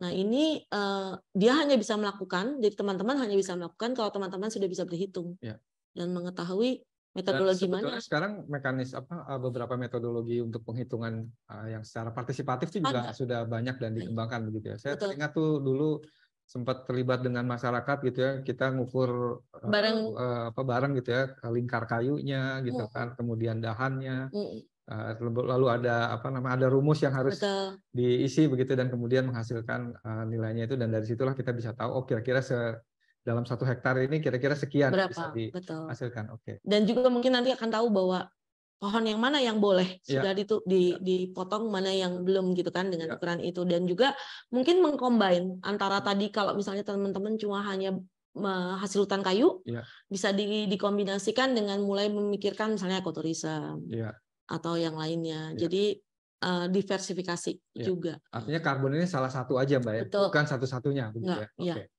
Baik. Karbon ini adisional aja. Ini ada pertanyaan berikutnya nih dari Bernardus Sambut, Yayasan Tananua Flores.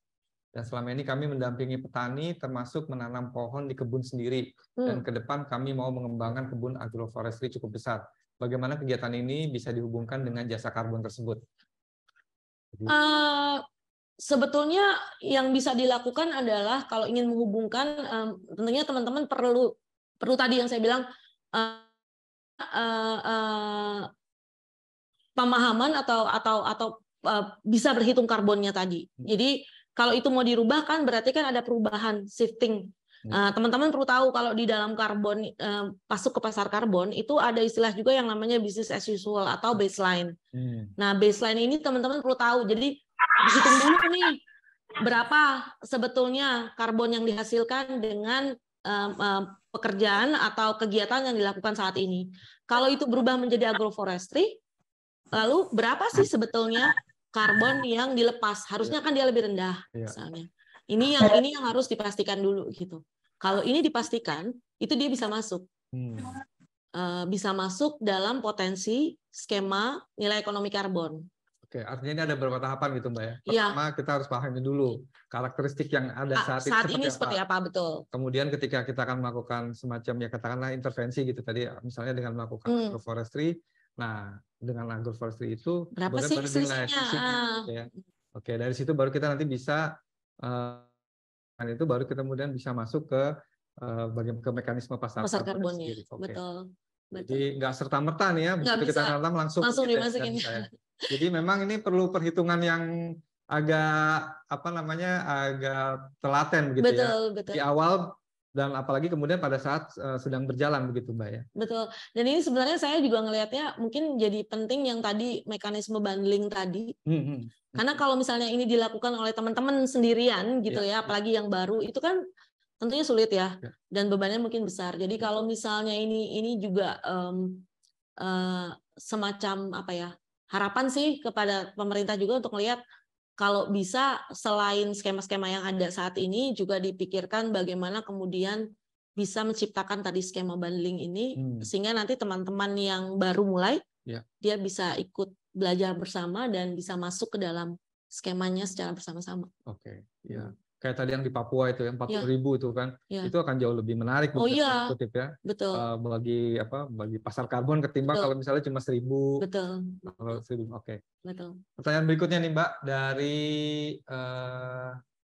Tri Esatio. Bagaimana mendapatkan akses untuk dapat menjual karbon oleh kelompok KTH atau KUPS yang sudah terbentuk secara legal? Bagaimana aksesnya? Tadi kalau ini Mas Setio ya namanya. Ini kalau tadi lihat di presentasi saya, memang satu-satunya cara, apakah itu komunitas, apa itu KPH atau KUPS, satu-satunya cara sehingga dia bisa melakukan ini secara legal adalah mendaftarkannya dulu ke SRN, ke Sistem Registrasi Nasional, di mana dari situ nanti akan didapatkan sertifikat pengurangan emisi, SPE GRK. Nah ini kalau KPH, kalau kemudian KTH atau komunitas atau kelompok, memang yang jadi satu masalah biasanya adalah siapa kemudian legalitasnya, Mas. Karena kan kalau kita masuk ke pasar harus legal dia kan, dia harus punya legalitas hukum. Bisa aja dilakukan lewat koperasi seharusnya. Koperasi bisa. Kalau KUPS belum cukup. Kalau KUPS itu masalahnya legally binding nggak? Oke, itu PR buat PS berarti ya? Iya, itu PR buat PS, exactly. PS, dan itu yang tadi aku bilang, yang saya bilang salah satu mekanisme yang bisa disarankan kepada pemerintah. Ini PS banyak nih yang mau masuk. Betul. Tapi kalau legalitasnya legal nggak sih dia? Boleh nggak sih gitu? Iya, oke. Nah ini pertanyaan berikutnya nih Mbak dari Sarmaida Damanik nih. Akan sangat baik jika terdapat acuan atau manual bagi KPS. Udah setuju. ada belum nih? Belum ada, tapi setuju saya juga berharap begitu Mas Anto. Kalau ada mungkin kalau ada yang mengeluarkan siapa Mbak? KLHK mungkin ya. KLHK ya? Iya, sebagai pemberi izin konsesi. Ya kan? Di KLHK setahu saya sedang ada proses sebetulnya, kan mereka punya program yang namanya Integrated Area Development, di mana Integrated Area Development itu juga salah satu upaya mereka untuk memberikan akses kepada komunitas, sehingga mereka bisa dapat legalitas untuk mengakses pendanaan. Itu juga salah satu contoh, tapi mungkin bisa disampaikan gitu bahwa PS banyak yang tertarik nih. Betul. Dan gimana? Ini PR nih ya, panduan ya, manual untuk bisa digunakan. Tadi ketika memfasilitasi proses di komunitasnya, kemudian proses pendaftarannya, SRN, dan kemudian nanti sampai pemilihan metodologi tadi yang 5 langkah itu harusnya bisa dilakukan ya.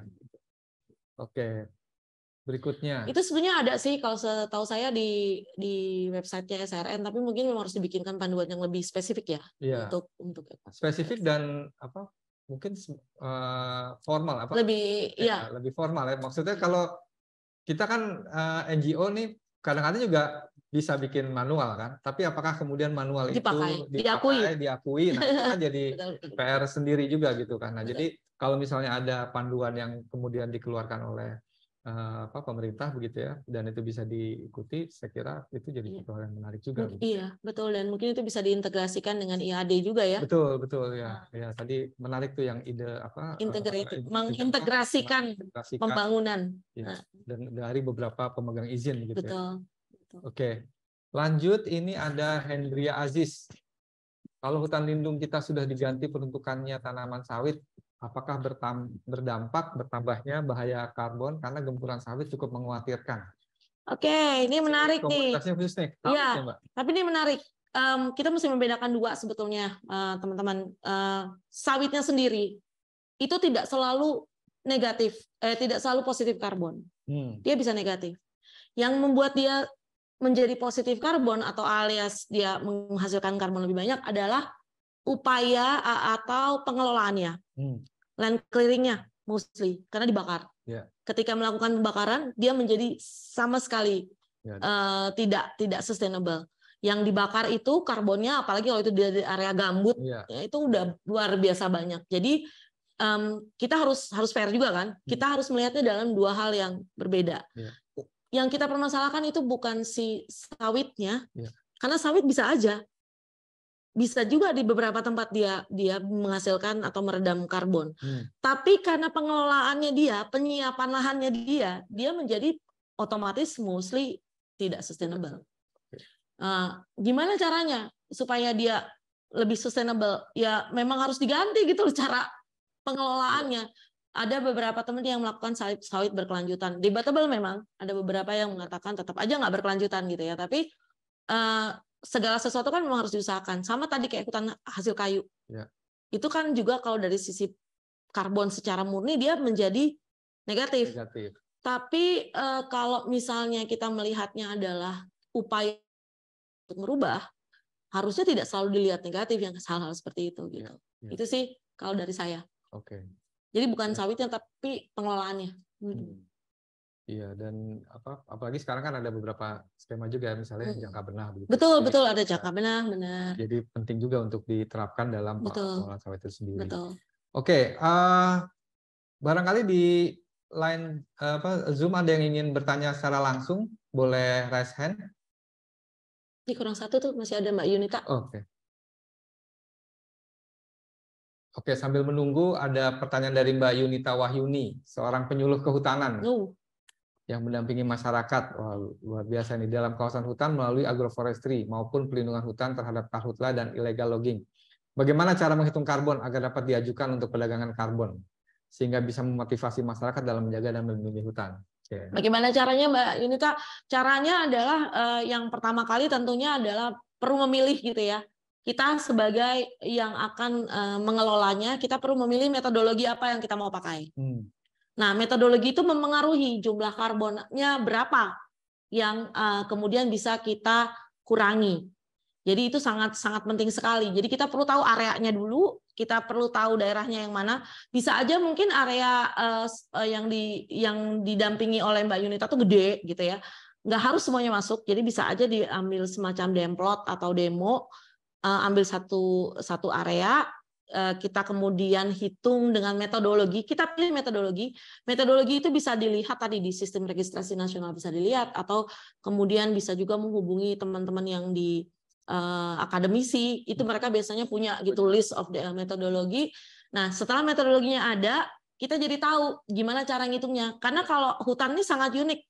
Dia tuh bahkan jenis tanaman yang berbeda itu akan berbeda cara berhitungnya. Atau besaran karbonnya,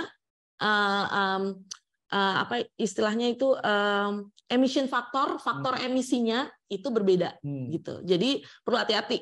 Nah ini kalau metodologinya sudah dipilih, areanya sudah dipilih, kemudian yang dilakukan adalah membuat proposal, menghitung tadi dengan perhitungan yang diberikan metodologi yang kita pilih.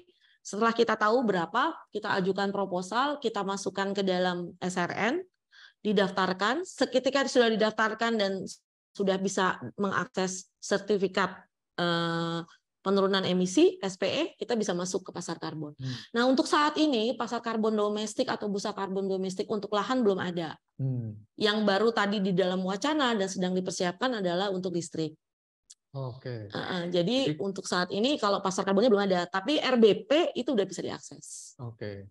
Jadi kalau sekarang pengajuan proposal juga belum bisa ya? Proposal untuk RBP berarti. Untuk RBP. Karena RBP kan untuk result based payment untuk itu tetap harus pakai SPE. Oh, oke. Oke, baik. Makasih Mbak Eka. Baik, ini ada Pak Jermis. Silakan Pak Jermis, boleh menyalakan kamera. Hormat. Dan nggak apa-apa. Iya. Masih penasaran Pak Jermis? Ya, silakan. Ya. Jadi yang panjang kami juga ya. Nah, yang ingin saya tanyakan yang pertama, apakah ada alternatif lain selain karbon tadi yang result based payment itu? Ya. Apakah ada lain? Karena memang ini menjadi diskusi yang panjang dan lebar, khususnya di komunitas juga. Karena ada kekhawatiran seperti yang pertanyaan pertama saya tadi. Ya. Jangan sampai dimanfaatkan dalam tanda petik oleh oknum-oknum yang tidak bertanggung jawab. Nah, itu yang pertama. Kemudian yang kedua, nah bagaimana meyakinkan juga kepada pemerintah daerah, karena mohon maaf, macam seperti daerah kami Fak-Fak atau di Papua pada umumnya ya, banyak yang belum begitu paham juga. Bukan hanya kami yang yang masyarakatnya, tapi pemerintahnya juga belum semuanya. Kadang cuma ikut-ikutan gitu, nyeleneh. Oh ya, ini karena provinsi ini ahaya gitu. Tapi mereka juga belum paham juga. Nah, itu bagaimana untuk memberikan keyakinan kepada mereka juga untuk mendukung bahwa hutan yang ada oleh Mbak tadi, bahwa ini juga menjadi potensi yang bisa dimanfaatkan. Jujur, beberapa waktu lalu di daerah kami ada salah satu kepala dinas bilang begini, ya hutan itu ngapain tinggal-tinggal kalau tidak memberikan kesejahteraan bagi rakyat, babat aja gitu, kasih kenpes. Waktu itu saya jujur, itu saya langsung spontan langsung angkat tangan dan saya langsung protes ke beliau. Mohon maaf, hutan itu ini. Dan hari ini kan terlepas masih proses ya, tapi itu potensi. Nah, supaya meyakinkan daerah-daerah yang ada hutannya yang masih bagus, khususnya di Papua, bahwa hutan mereka yang hari ini masih dipertahankan itu menjadi potensi juga. Nah, cuma bagaimana untuk meyakinkan pemerintah daerahnya bersinergi? Karena minta maaf dengan segala hormat, hari ini kadang masih ego sektoral, ya kehutanan jalan sendiri, kementerian jalan sendiri, Pemdanya juga jalan sendiri dan seterusnya. Jadi bagaimana meyakinkan itu begitu? Itu aja pertanyaan saya, Mbak. Hormat, terima kasih. Gampang-gampang susah. Oke, Bang Yabris. Kalau yang pertama dulu kayak lebih gampang ya. Yang pertama adalah mekanisme lain apa? Kalau tadi saya sih memang melihat mekanisme yang lebih mungkin untuk saat ini adalah memang payment for environmental services JASLINK. JASLINK ini salah satunya adalah tadi ya terkait ekoturism misalnya, yang ekoturism yang memang dilakukan oleh masyarakat di sana. Lalu ini kan juga misal ya karena Papua ini tidak begitu banyak yang itu, tapi di daerah kami ada pala, Mbak. Itu pala, nutmeg, Myristica argentea warp, dan itu yang menjadi income masyarakat dari dulu sebelum Indonesia merdeka sampai hari ini, Mbak.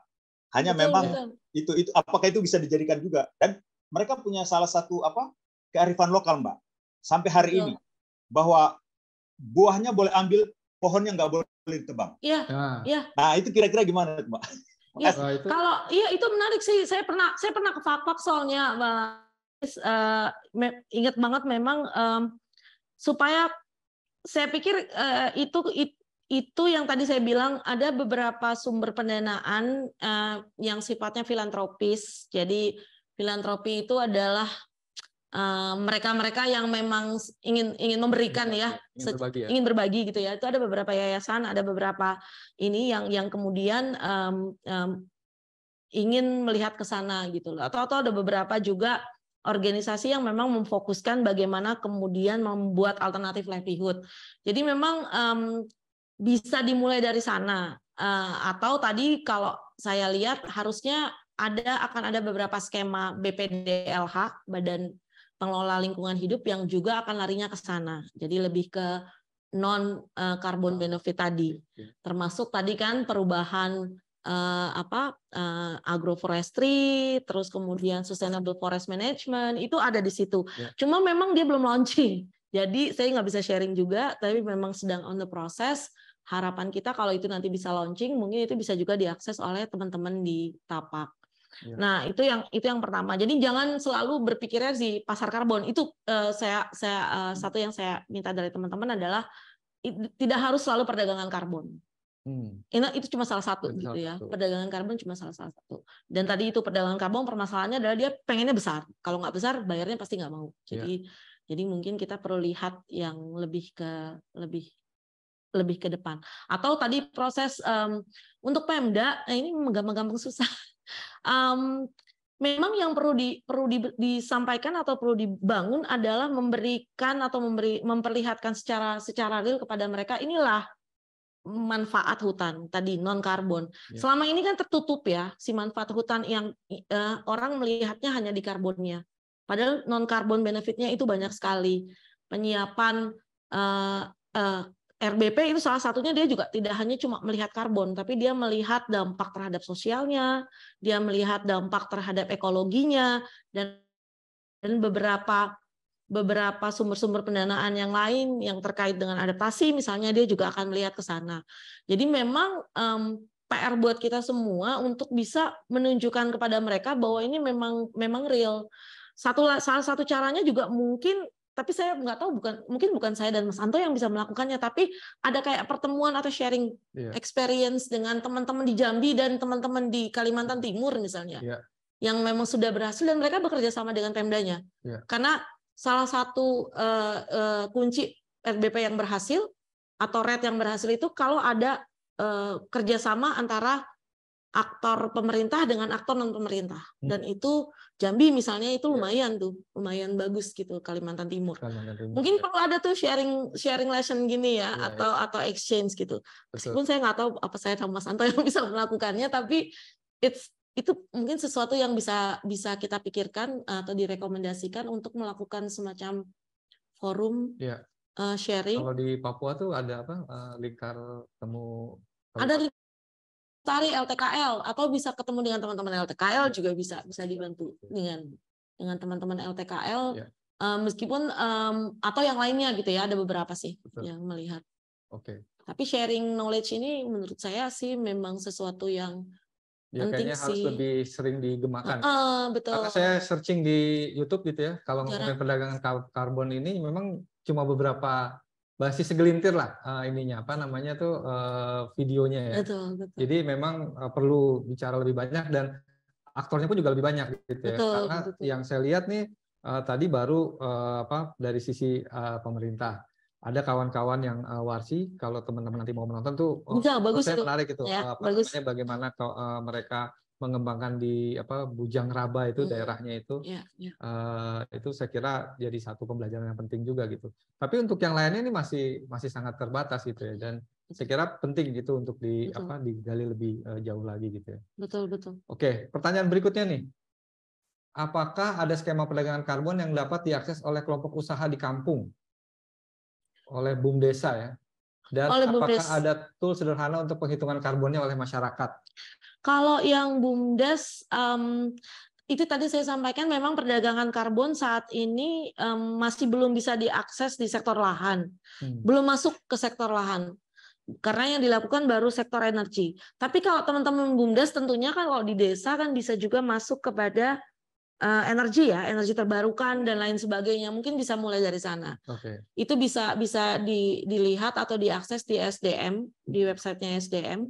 Lalu ada dana desa yang juga masuk ke desa iklim sekarang ya. Desa perubahan iklim.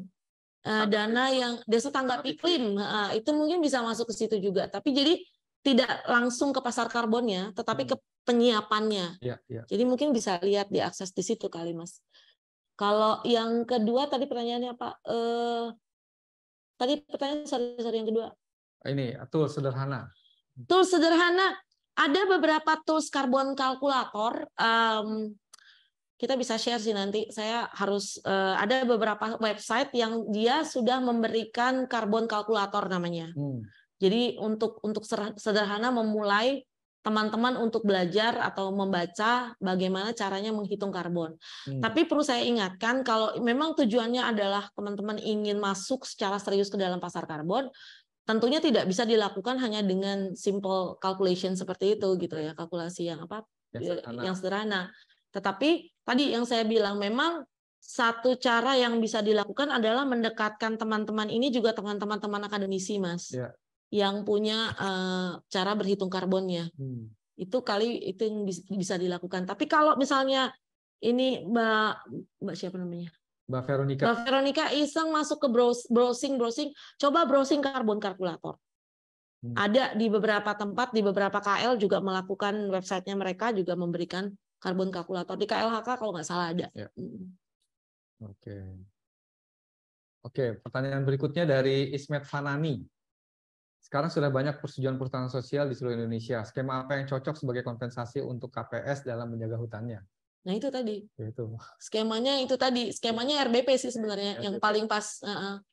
Result based payment, pembayaran berbasis kinerja. Yang diisinya di dalamnya bisa JASLINK, bisa ekoturism, bisa kemudian kalau sustainable forest management, agroforestry. Itu bisa dilakukan, dan satunya lagi skema yang baru yang akan diperkenalkan sudah sih mestinya ya oleh pemerintah yang integrated area development.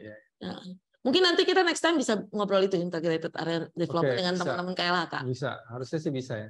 Artinya untuk bisa memilih skema yang mana kan kita harus paham kan. Betul. Konteks atau karakteristik dari daerah yang akan dilakukan, yang melakukan persetujuan tersebut tuh seperti apa gitu. Betul. Dan setiap daerah tuh berbeda-beda, unik gitu. Nah itu yang penting kita cermati bersama gitu, bahwa nggak bisa kemudian yang terjadi di Jambi atau terjadi di Kalimantan Timur itu di Papua nggak bisa gitu. Jadi memang pertama artinya adalah kita harus memahami betul bagaimana karakteristik pengelolaan yang sudah ada, yang istilahnya itu business as usual ya, yang sudah berjalan seperti apa adanya saat ini itu seperti apa gitu. Betul. Baru setelah itu kemudian menyusun apa kerangka atau rencana depannya seperti apa. Betul. Dengan melakukan penghitungan yang diperkuat dengan metodologi yang sudah diakui dipilih dan diakui gitu.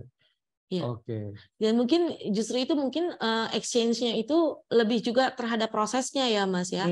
Kadang-kadang kan kita kalau exchange itu lebih ke pokoknya, dan itu kebiasaan di Indonesia kan, kalau berhasil di satu tempat diterapkan bulat-bulat gitu, maksudnya diterapkan seperti itu di tempat lain. Padahal yang kita butuhkan adalah prosesnya. Ketika mereka proses berpikirnya, kenapa mereka bisa sampai ke sana? Kenapa kemudian bisa terjadi partnership, kerjasama? Betul. Itu yang dibutuhkan sebenarnya di teman-teman di Papua misalnya, atau di tempat lain. Betul.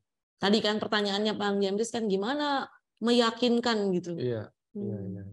Belum lagi nanti tantangan setiap daerah kan juga berbeda-beda. Benar. Saat ada Alias Gayak.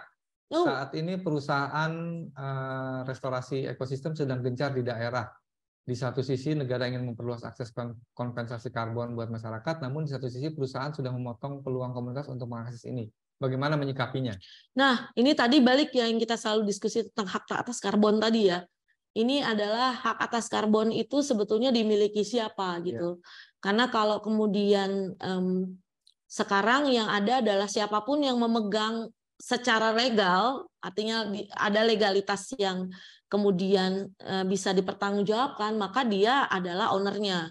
Padahal ya itu tadi ada beberapa kegiatan yang mungkin ownernya ini sebenarnya bukan owner betulan, tapi dia istilahnya penyabot, penyerobot dari yang sesungguhnya. Jadi memang penting buat kita untuk pendefinisian hak atas karbon tadi. Iya, dan kalau sudah perusahaan RE ini bagaimana nih Mbak? Ya agak susah juga karena restorasi ekosistem kan memang dia dapat izin konsesinya kan restorasi ya. Dan kalau dia restorasi, yang perlu dipertanyakan adalah proses mendapatkan izinnya sebetulnya. Karena kalau udah izin restorasi, dia memang berhak untuk melakukan restorasinya dan kemudian melakukan klaim untuk karbon yang dihasilkan dari upaya restorasinya. upayanya ya teman-teman. Tapi yang mungkin yang perlu kita lihat adalah proses pemberian izin konsesinya. Mungkin salahnya ada di situ. Ya, barangkali bisa itu ya, satu di proses izinnya. Izin konsesi. Terus kalau izin udah keluar, apakah dimungkinkan untuk misalnya dilakukan mediasi atau kolaborasi gitu antara masyarakat dengan perusahaan tersebut begitu ya, seperti yang beberapa yang berjalan kan juga begitu ya, ada kolaborasi antara itu memang kaitannya erat banget sama hak atas karbon, karena yang selama ini ada, yang kalau kita lihat di aturan itu hak pengelola. Jadi hak mengelola karbon. Okay. Bukan hak milik dari karbon. Yang ada sekarang hak milik karena itu semua milik negara misalnya. Tapi hak pengelolaan, siapa yang berhak mengelola karbonnya, itu yang belum jelas. Oke. Misalnya karbon itu ada di tanah masyarakat, apakah tanah masyarakatnya itu, komunitasnya itu yang punya hak mengelola karbonnya, atau itu adalah yang penerima konsesi. Itu yang nggak clear sampai sekarang. Oke. Ini mungkin pertanyaan terakhir ini kayaknya. Ini waktu Yosi. masih banyak nih yang bertanya. Ini Mbak Yosi. Oke, Mbak Yosi, izin bertanya terkait karbon komunitas, seperti apa koordinasi dan pembagian manfaat dengan Pemda setempat? Karena komunitas akan bersinggungan dengan wilayah yurisdiksi Pemda setempat. Apakah itu terpisah atau bagian dari penyelenggaraan nilai ekonomi karbon oleh Pemda? Tergantung skemanya, Mbak Yosi. Tergantung skema mekanisme yang dipilih kalau menurut saya. Kalau skemanya itu adalah cap and trade, itu memang jatuhnya di Pemda. Yang tadi sertifikat emisi. Itu karena hak atau izin melakukan emisi, yang tadi saya bilang, hak memiliki emisi itu masih di pemerintah. Dia bukan di pengelolanya. Jadi itu di pemerintahnya. Jadi memang masyarakat jadi ikut menjadi bagian dari tim yang mengelola atau yang mengerjakan emisi tadi. Tapi kalau dia ada di offset, itu jadi agak beda. Karena offset itu kan sebenarnya adalah hak yang mengelola. Kalau offset itu harusnya hak yang mengelola. Aku mengelola, aku melakukan kegiatan ini sehingga aku bisa mendapatkan sekian. Dan itu harusnya tidak harus selalu lewat Pemda. Dia bisa directly ke masyarakat ketika ada izin pengelolaan. Nah, cuma memang tadi itu selama hak mengelolanya nggak jelas, memang agak sulit sih. Iya. Baik. Oke. Baik, terima kasih Mbak Eka. Ini luar biasa sekali diskusi kita siang hari ini sampai menjelang jam 12 gitu ya.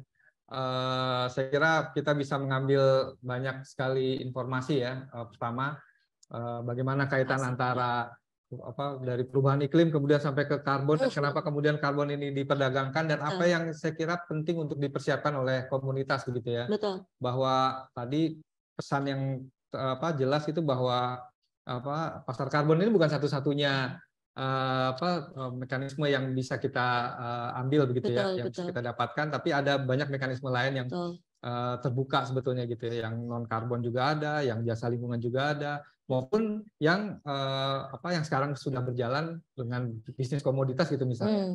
Dan saya kira itu penting bagi kita untuk pertama yaitu mencermati mengenali karakteristik pengelolaan yang sudah berjalan selama ini. Betul. Kemudian yang kedua, ketika memang kita ingin ke dalam pasar karbon itu, kita penuhi dulu nih kapasitas kita, prasyaratnya kita penuhi. Lalu juga nanti komunitasnya juga kita siapkan, lalu administrasi dan dokumen, dan sehingga nanti kemudian bisa masuk ke dalam sertifikat tersebut begitu ya, sampai akhirnya benar-benar bisa ke pasar karbon. Betul. Dan itu tentunya tidak bisa dilakukan sendiri. Perlu bekerjasama dengan banyak pihak begitu ya, dan tadi terungkap ada di berbagai level nih yang bisa kita ajak kerjasama, mulai dari pemerintah daerah, NGO, kemudian pemerintah pusat maupun KL maupun pihak donor maupun mungkin fund manager dan lain sebagainya. Jadi saya kira itu yang bisa kita petik nih selama diskusi kita siang hari ini, Mbak Eka. Terima kasih sekali. Terima kasih. Ini belum ditutup, Mbak Eka, karena kebetulan ada bantu untuk mengundi ya. Ada undian, ada 5. Wow, banyak ya. Ada 5 nih yang akan mendapatkan door prize. Silakan Mbak Fajar. Ini door prize-nya apa ya, Mbak Fajar ya? karbon, jangan-jangan. Oh, kasih buku ya. Oke, baik. Oke. Oh, Kecil-kecil banget. iya banyak berarti ya. 1, 2, ya. Oke. Apa? Trisetio. Wah, selamat. Nah, Mas tadi yang nanya Trisetio. ini. Ini tadi sempat bertanya ya. Ya, Oke. Oke.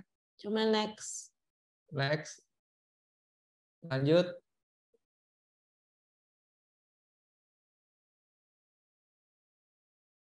Ternyata deg-degan juga ya. Kita deg-degan ya. Kita yang nontonnya juga ikut deg-degan gitu loh. Padahal Oke, kita nggak Mas dapet. Yazid Sururi. Oke. Oh, wih. Ini dari Lombok nih. Oke. Ya. Oke. Kata Bang James, gue udah nanya 2 kali loh. Lanjut.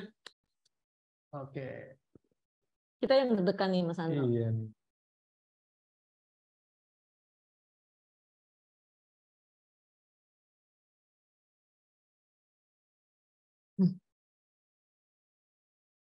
Wah, Bang Ismet Fanani. Oke. Ini cuma yang nanya ya? Hah? Ya. Cuma yang nanya. 2 lagi.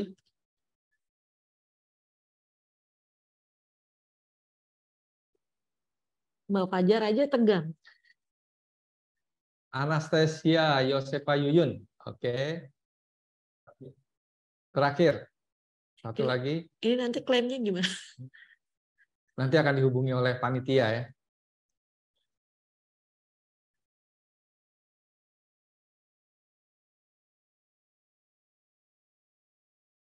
Ini putarannya tergantung sinyal kayaknya. Reni Suruan. Oke, itulah 5 orang yang akan mendapatkan door prize. Nanti akan dihubungi oleh panitia. Jadi mohon bersabar saja untuk door prize tersebut. Sekali lagi kami mengucapkan terima kasih atas partisipasi dan keaktifan teman-teman sekalian, Bapak Ibu sekalian, baik di ruang Zoom maupun di YouTube. Terima kasih untuk Mbak Eka yang sudah membagi, luar biasa ini sekali ilmunya nih, pengalaman dan saya senang mendengar dari teman-teman. Bisa berbagi lagi di pertemuan bincang hutan berikutnya. Akhirnya kami mengucapkan terima kasih. Saya akhiri. Assalamualaikum warahmatullahi wabarakatuh. Selamat siang. Waalaikumsalam warahmatullahi wabarakatuh. Selamat siang.